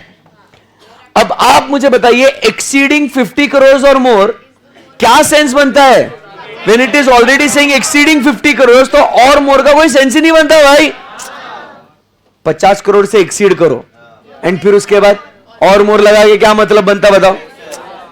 तो इसीलिए इट इज एक्सीडिंग 50 करोड़, मतलब ही हम बात कर रहे हैं it is greater than 50 crore. So 139 subsection 2 में borrowings plus deposits greater than और equal to 50 crore. Here borrowings, debentures, deposits greater than 50 crore. You getting my point? So ये बहुत छोटी चीज है, बट अगर एग्जाम में इसके ऊपर क्वेश्चन आए तो we need to be very alert. आई बात समझ में? तो ये छोटी छोटी बात हम लोग को बहुत अलर्ट रहना जरूरी है. आई बात समझ में आपको? So section number 177 is applicable to which companies? Public company में नंबर 1 कौन सी कंपनी? Listed company. लिस्टेड कंपनी में कौन सी? अनलिस्टेड कंपनी को तो स्ट्रेट वे. दूसरा unlisted public company having PBT. सही बात है एकदम? Yes sir.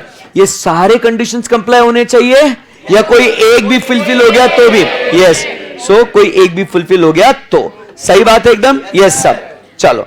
However following class of unlisted public companies, मतलब कौन सी स्पेसिफिकली अनलिस्टेड कंपनीज एग्जेम्प्टेड है for constitution of audit committee? तो number 1 we have is a joint venture, number 2 is wholly owned subsidiary and number 3 dormant company. अब ध्यान से सुनो, कौन सी अनलिस्टेड पब्लिक कंपनी को इट इज नॉट एप्लीकेबल? बोलो. Not applicable to which unlisted public company?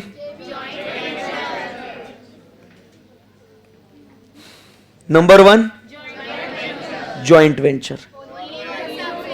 क्योंकि आप समझिए जॉइंट वेंचर मतलब क्या? दो companies for some particular object के साथ में आए, तो ऑडिट कमेटी इनका बनाने की कोई जरूरत नहीं है. Number 2 Holi owned subsidiary company.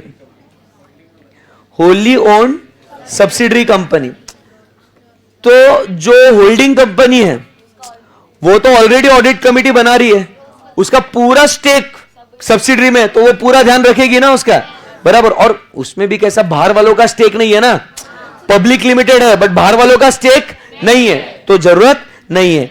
और थर्ड मतलब तो बिजनेस कर ही नहीं रहा है ना ये, बराबर. सो डोरमेंट कंपनी, तो इन कंपनीज को एप्लीकेबल नहीं है.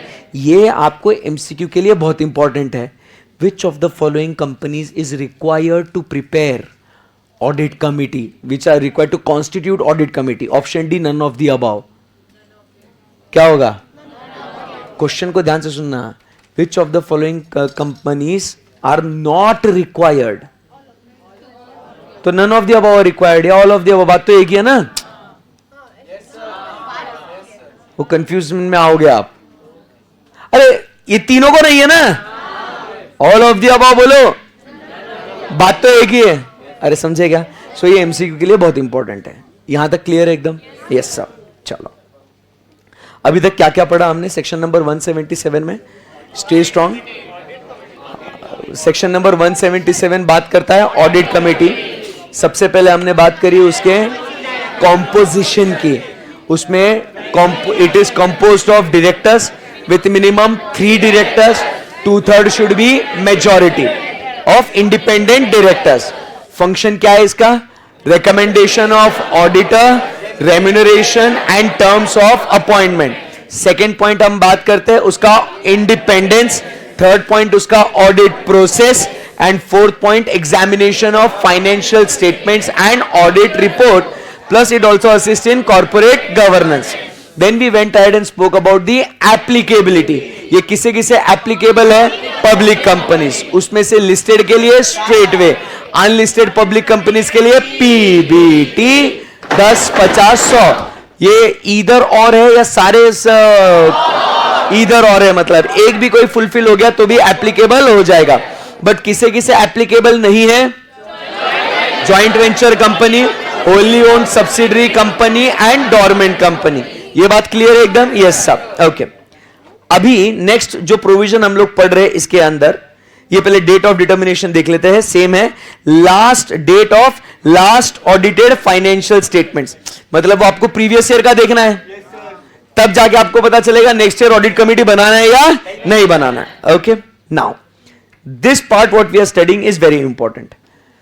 Manner and procedure of selection and appointment of auditors. क्या बोल रहा हूं मैं?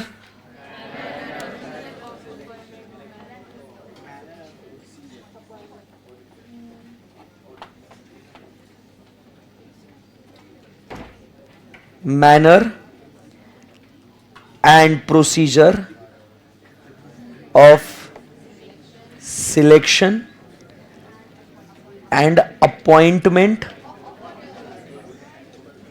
Of auditor. अब देखो ध्यान से सुनना, किस हिसाब से, जैसे हमने बोला था ना कि ऑडिटर्स का क्या होता है, रिकमेंडेशन ऑडिट कमेटी द्वारा दिया जाता है, और हमने बात करी थी कि मेंबर्स इसको अपॉइंट करते हैं. बट अब इस सेक्शन के माध्यम से हम एक्चुअली सीखेंगे, समझेंगे कि किस तरीके से सही में ऑडिटर्स सिलेक्ट होते हैं और कैसे ऑडिटर्स अपॉइंट होते हैं. उस पूरी प्रोसीजर को अभी हम लोग को समझना है कि how exactly the auditors are selected, how exactly the auditors are appointed. We need to understand this procedure. Okay okay, तो अभी क्या हुआ, यहां पे 3 हिस्से बन जाते हैं. सबसे पहले ये जो है, ये है ऑडिट कमेटी. कौन है ये? Audit committee. फिर उसके बाद ये जो है, ये कौन है? Board of directors. ठीक है, ठीक है. एंड उसके बाद लास्ट में जो है, ये कौन है? मेंबर्स. कंपनी बोल के कैसे चलेगा, ये कौन है? मेंबर्स. ठीक है ना बेटा, अभी लिखना नहीं है, फिर आपको लिखने का समय दूंगा मैं. ठीक है ना, अभी ये कॉन्सेप्ट के ऊपर ध्यान देना. सो ये कौन है यहां पे? फर्स्ट बॉक्स कौन है? ऑडिट कमेटी, जो जिनका जन्म हुआ अंडर सेक्शन नंबर 177. ये है कंपनी के बोर्ड ऑफ डायरेक्टर्स. सही बात है एकदम, बोर्ड ऑफ डायरेक्टर्स. ठीक है, और फिर उसके बाद यहां पे ये है कंपनी के मेंबर्स. ठीक है, एकदम सही है. सो अभी जैसे आप समझने की कोशिश करो, ये जो इधर के वो एकदम लोग है ना, जो लास्ट रो में बैठे हैं, मतलब ये जो 2 इधर तक, मान के चलो कि ये लोग कौन है? Audit committee. ठीक है ना, ये कौन है? Audit committee. यहां मेरे सामने से लेके इतना जो ये लोग है, ये कौन है? Board of directors. और ये सारे के सारे जो लोग हैं, ये कौन है? मेंबर्स. तो 3 हिस्से, ये लाइव स्ट्रीमिंग वालों के लिए 3 हिस्से 3 बॉक्स में बनाए हैं. आप लोग इसको फील करना, आप लोग क्या करना है, इसको सिर्फ ऐसे बॉक्स इसके माध्यम से समझना है, इसको महसूस कर लो। यस, क्लियर है एकदम? यस। तो वो लोग कौन है? Audit committee. यहां से लेके यहां तक ये कौन है? Board of directors. और ये लोग कौन है? Members. Manner and procedure of selection and appointment of auditors की बात हो रही है। अब आप समझिए, जो ये ऑडिट कमेटी है ना, ये लोग क्या करेंगे? जो ऑडिट कमेटी, आप समझिए, ऑडिट कमेटी, बोलने दो ना मेरे को, मैं इतना घर से याद करके आया, काय को करके आया मैं? हाँ, मेरे को बोलने दो। तुमको क्या लगा ऐसे में? चलो कॉन्सेंट्रेट करो। तो वो जो ऑडिट कमेटी है ना, ध्यान से सुनना, वो जो ऑडिट कमेटी है वो देखेगी कि ओके, हमारी कंपनी का साइज स्ट्रक्चर ऐसा है, composition, the type of business वैसा है, तो उसको ध्यान में रखते हुए कौन सा ऑडिटर बराबर काबिल है, he has got that resources, capabilities, knowledge, experience, expertise, कि वो हमारे बिजनेस का ऑडिट कर सकता है, करने लायक है, बराबर, उसमें वो क्षमता है। ऐसा कौन है, कहां है वो, ऐसा उसको ढूंढेंगे। और जब उसको पता चलेगा कि हां, ये जो फर्म है ना, ये जो चार्टर्ड अकाउंटेंट है ना, यही है वो जिसकी हमें तलाश थी, यही है वो हीरा जो हमें चाहिए था, बराबर, तो वो उसको सिलेक्ट करेंगे। आई बात समझ में? उसको क्या करेंगे? वो सिलेक्ट करेंगे। एंड फिर सिलेक्ट करके वो क्या करेंगे? रिकमेंडेशन करेंगे। समझे बात को? Yes sir. So now what will happen, this audit committee will do the recommendation of the auditor. जो भी ऑडिट फॉर्म उन्हें मिला है ना, यहां पे ये जो ऑडिटर है ना, मिला है ना उनको, इसका वो क्या करेंगे? रिकमेंडेशन करेंगे। किसको रिकमेंड करेंगे? बोर्ड ऑफ डायरेक्टर्स को। तो अभी ऑडिट कमिटी द्वारा जो रिकमेंडेशन आया है, अब ये रिकमेंडेशन आया है, ये प्रस्ताव आया है किधर? हाँ, बोर्ड ऑफ डायरेक्टर्स के पास।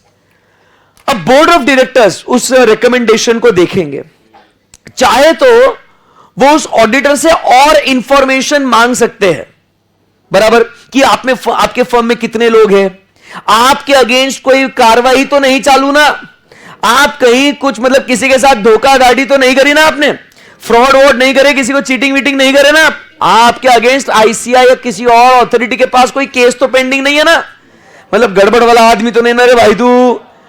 हमारे ऑडिट कमेटी ने तो दे दिया रिकमेंडेशन, बट हम चाहे तो और ऐसी एडिशनल इंफॉर्मेशन मांग सकते हैं। आई बात समझ में? अब क्या होगा, यहां पे बोर्ड ऑफ डायरेक्टर्स के पास वो इंफॉर्मेशन, वो जानकारी आ गई, ठीक है ना। अब ये जानकारी वो पूरा इवैल्यूएट करेंगे, कौन? Board of directors. और फिर यहां पे दो बातें होगी। दो बातें क्या होगी?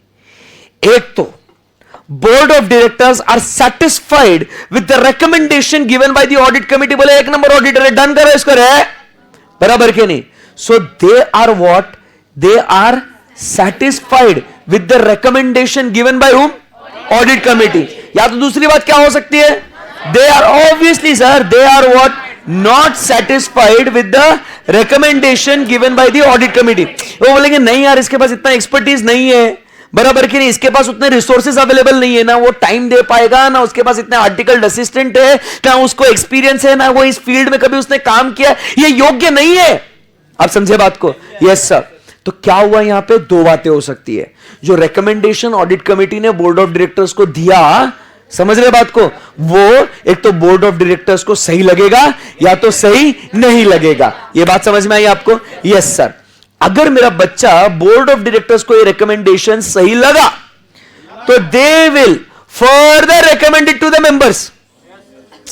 They will further recommend it to the members, and members in the general meeting will do the appointment. This is the manner and procedure for selection and appointment of auditors का first part. समझ में आया आपको?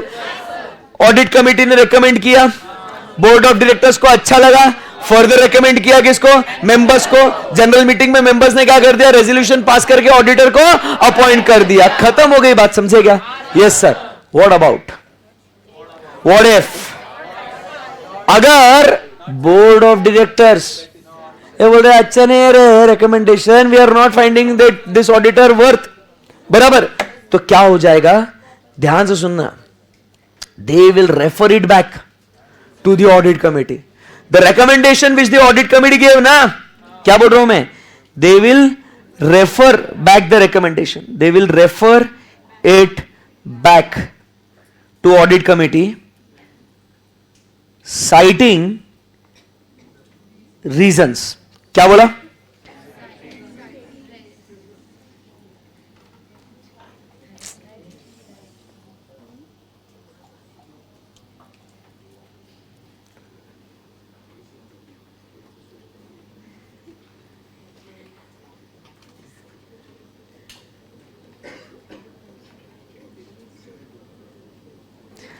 So they will refer it back to the audit committee citing what reasons. सिर्फ वापस नहीं भेजेंगे और रिकमेंडेशन क्या है, क्या फालतू रिकमेंडेशन दिया रहे चल रहे.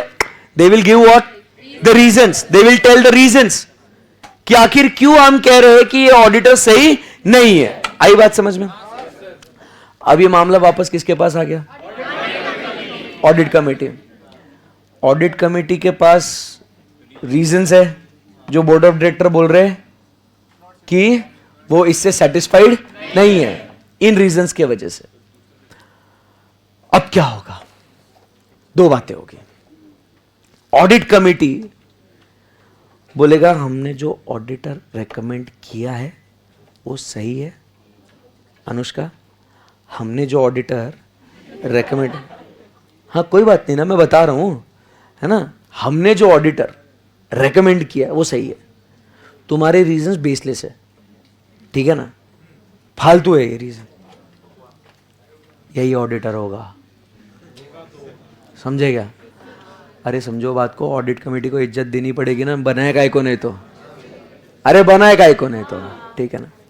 बट ऑडिट कमेटी को लगता है नहीं नहीं, बोर्ड ऑफ डायरेक्टर सही बोल रहे हैं, आखिर बोर्ड है वो भी बराबर, वो भी तो होशियार लोग है ना.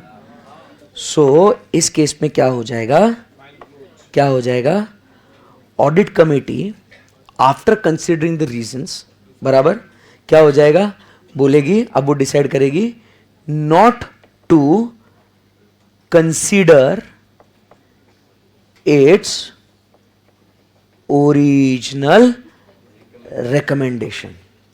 आई बात समझ में? बोलेंगे ओके मत करो उसको कंसीडर.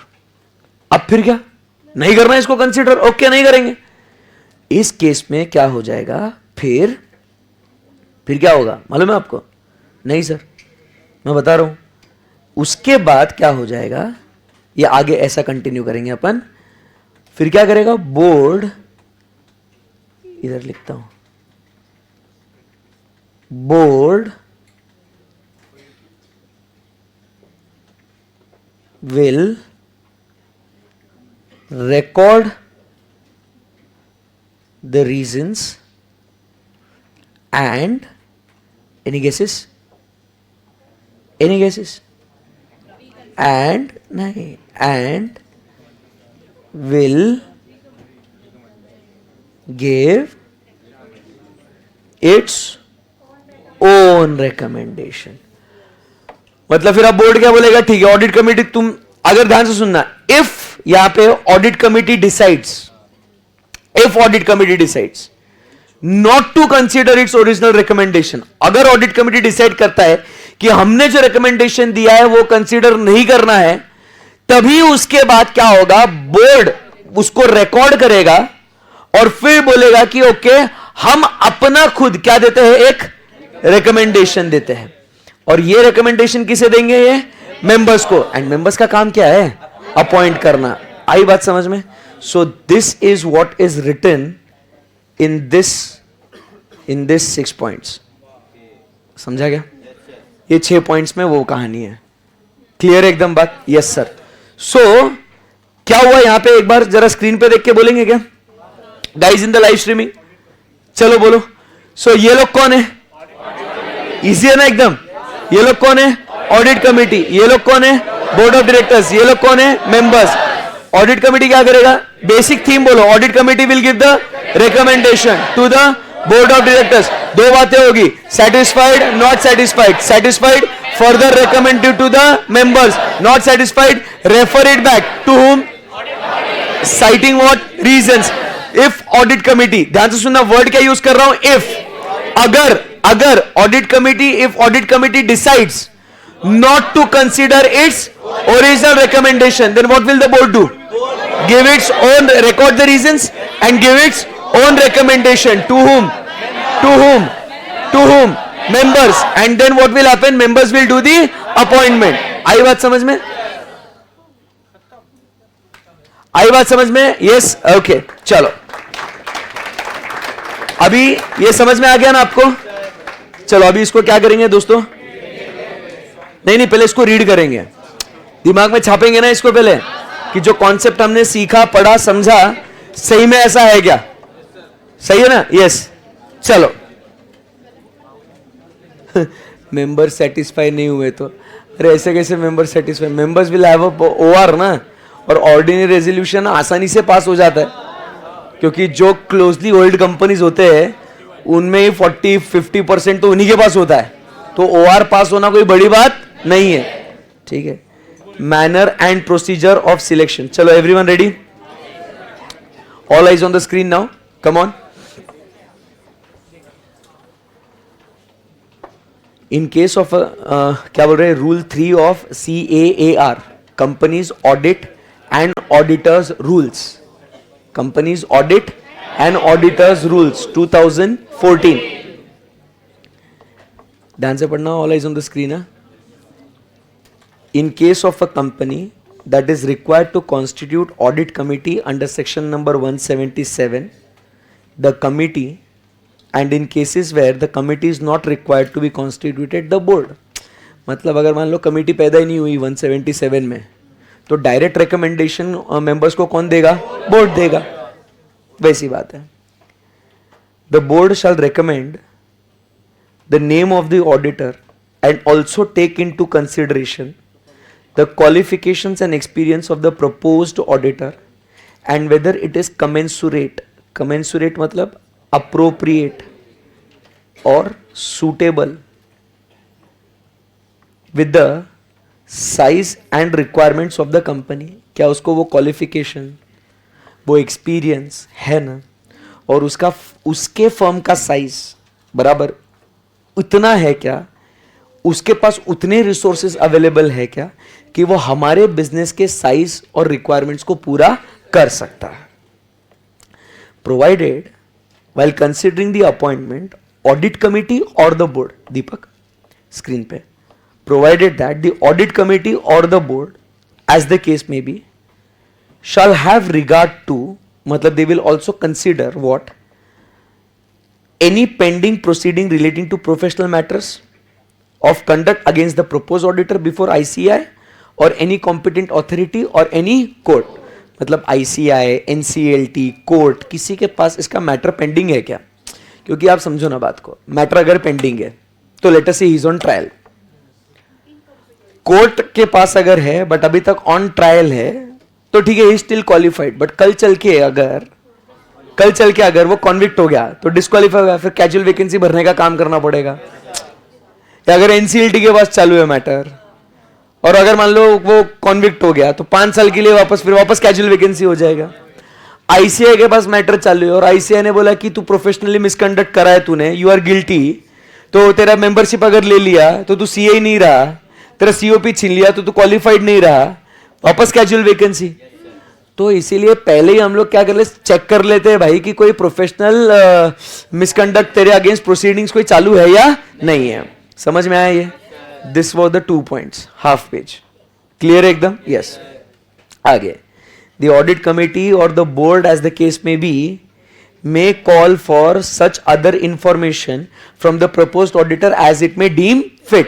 जो उनको और इंफॉर्मेशन चाहिए वो उनसे और मांग सकते हैं, कोई दिक्कत है क्या इसमें? नहीं। नाउ 2 बातें होगी अभी, इफ द बोर्ड अग्रीज और बोर्ड डिसअग्रीज, यही बात करी थी ना।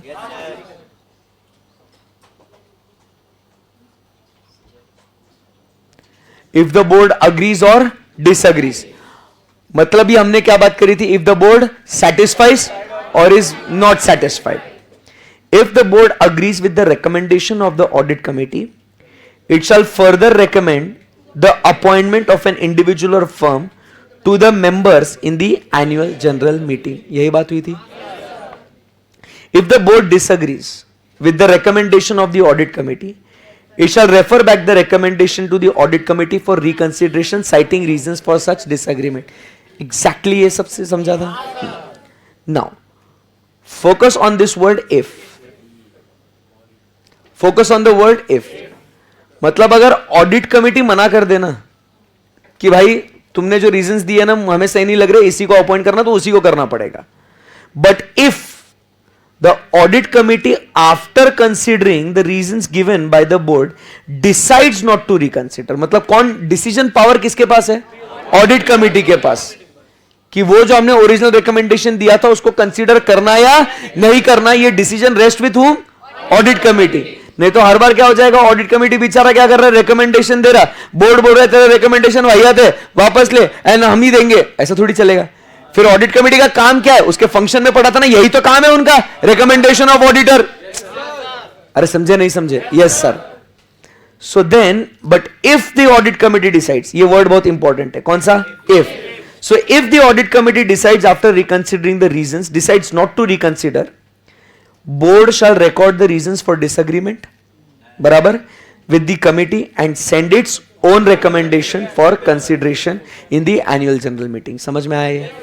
So ये भाई एक पेज का ये कॉन्सेप्ट है आपका. इजी हो गया क्या ये? मतलब manner and procedure of selection and appointment of auditors, आपको अभी 3 हिस्से ध्यान में रहेंगे. क्लियर है एकदम? Yes sir. ये वाला जो पार्ट है ये इसको कट करना है, इंस्टीट्यूट ने इसको मॉड्यूल में से हटा दिया, जैसे वो पार्ट ऐड किया और इसको हटा दिया. ठीक है? ओके. सो यहां तक कुछ क्वेरी, कुछ डिफिकल्टी आपको? पक्की बात है एकदम? Yes sir. चलो फटाफट लिखेंगे इसको अभी.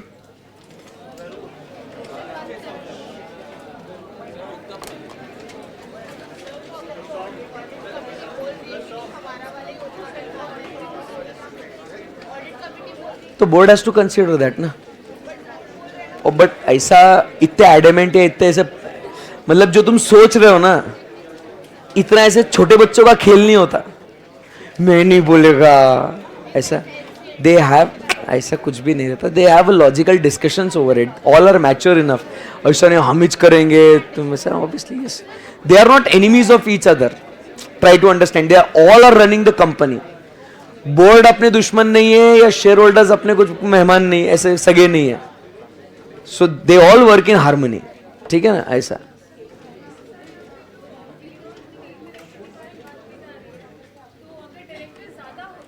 वापस बोलो.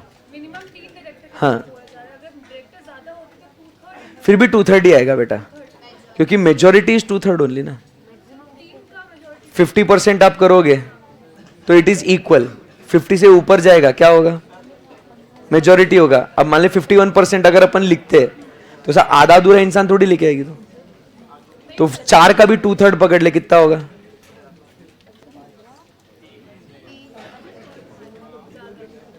तो इसीलिए मेजोरिटी इज 2/3. ये भले ही अपने किताब में मेजोरिटी लिखा है बट कानून में 2/3 लिखा हुआ है. हाउ कैन यू टेक ना 51%? तो it has to be, majority will be 66.66.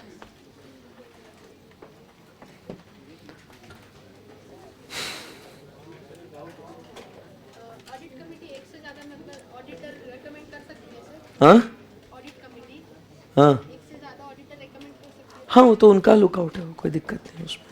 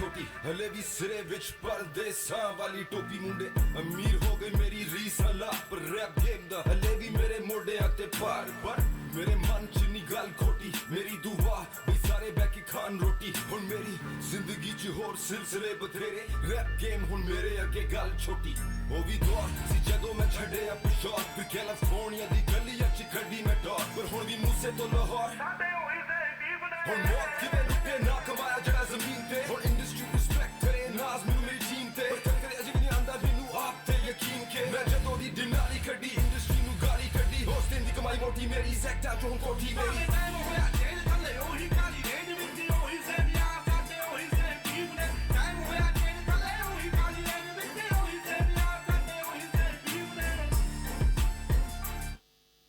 Easy returns.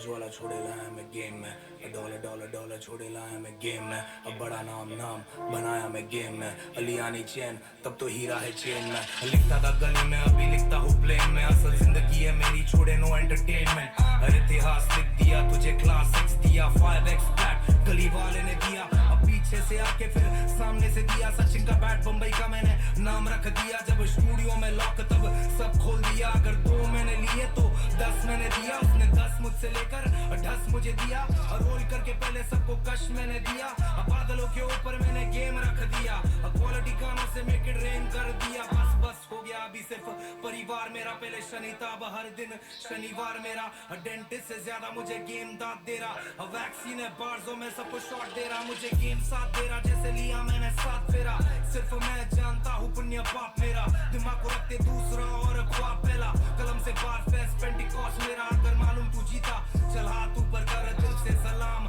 मेरे साथ थे अगर घेरा पानी बोल के मेरे साथ थे मगर भगवान मुझे बोला डिवाइन पानी पे चल ये सस वाले मोड़ में नस वाले मोड़ में खून से बेहतर कोई नहीं शख्स वाले मोड़ में गंदगी है तू और मैं फ्लश वाले मोड़ में सीखा सब रोड पे और मैं सोता बोर्ड में सब कुछ है जोर में डिवाइन अपने जोन में गली गली गैंग और घर मेरा बॉम्बे अब बच्चे करते रैप हर कोने में सपने होते सच तब मजा आता सोने में क्लासिक हर बार और शब्द मेरे शोले में छाती इनकी नहीं इसलिए बार ये बोलेंगे हम खोलेंगे जैसे खो का गेम तू बाहर दिखता अच्छा सिर्फ प्रोमो का गेम रखता 4 मेरे साथ जैसे 2 का गेम तू और तेरे होमी छोड़े दोनों का गेम झूठा पैसा रख के देख लाया ना चेंज रब तेरा फेम मैं बंदा नहीं सेम कप्तानी इनिंग्स ये है कोहली वाला शॉट घर के बाहर तेरे पहुंचे रंगोली वाला शॉट कोंकणी कर्नाटक कोहली वाला शॉट खड़े होकर जला दिए मोदी वाला शॉट 16 से है खौफ और मैं 16 से हूँ हॉट खतरनाक कोर्स से टेलर मेरा बाप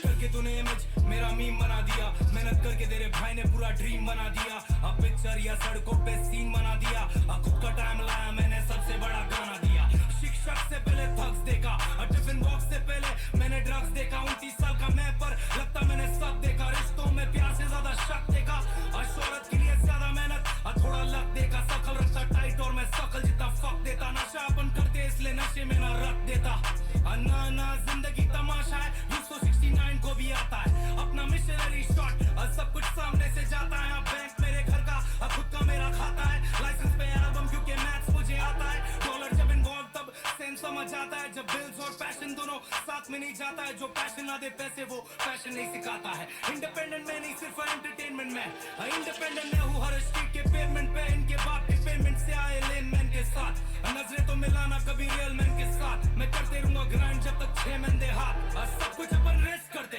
और टूटा तारा दिखे तो अभी भी हम विश करते, ज्ञान लिया नानी से हाँ अभी भी हम मिस करते, आसमां को देखकर अभी भी हम किस करते।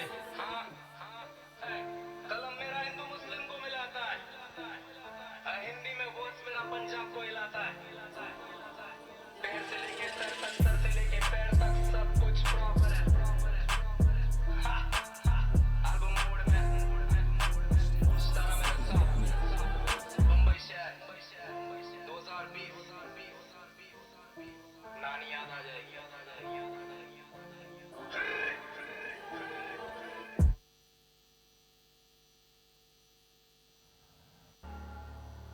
ਦੀਆਂ ਨੇ ਚੰਨਾ ਗੱਲਾਂ ਪਿਆਰ ਦੀਆਂ, ਸ਼ਾਮ ਨੂੰ ਤੂੰ ਕਿੱਥੇ ਕਿਹਦੇ ਨਾਲ ਹੁੰਨਾ ਆ, ਵੇਖੀਆਂ ਮੈਂ ਫੋਟੋਆਂ ਬੇਕਾਰ ਦੀਆਂ, ਮੈਨੂੰ ਡਰ ਜਿਹਾ ਲੱਗਦਾ ਏ ਦਿਲ ਟੁੱਟ ਨਾ ਜਾਏ ਵਿਚਾਰਾ, ਤੇਰੇ ਯਾਰ ਬਥੇਰੇ ਨੇ ਮੇਰਾ ਤੂੰ ਹੀ ਹੈ ਬਸ ਯਾਰਾ, ਤੇਰੇ ਯਾਰ ਬਥੇਰੇ ਨੇ ਮੇਰਾ ਤੂੰ ਹੀ ਹੈ ਬਸ ਯਾਰਾ, ਨਾ ਨਾ ਨਾ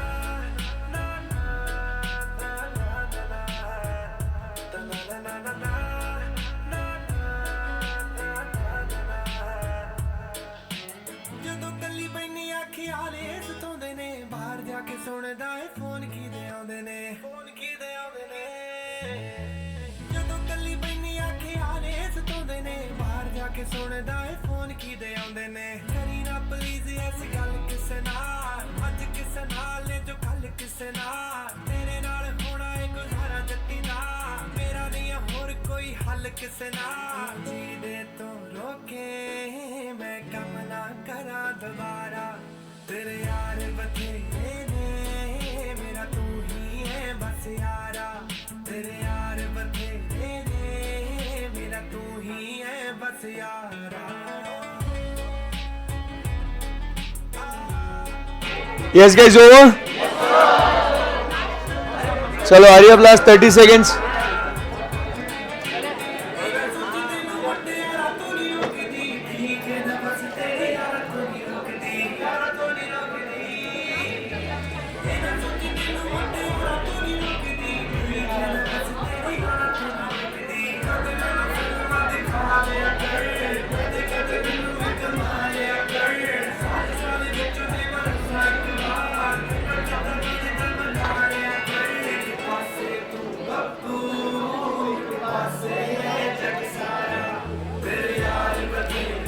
चलो over. Okay.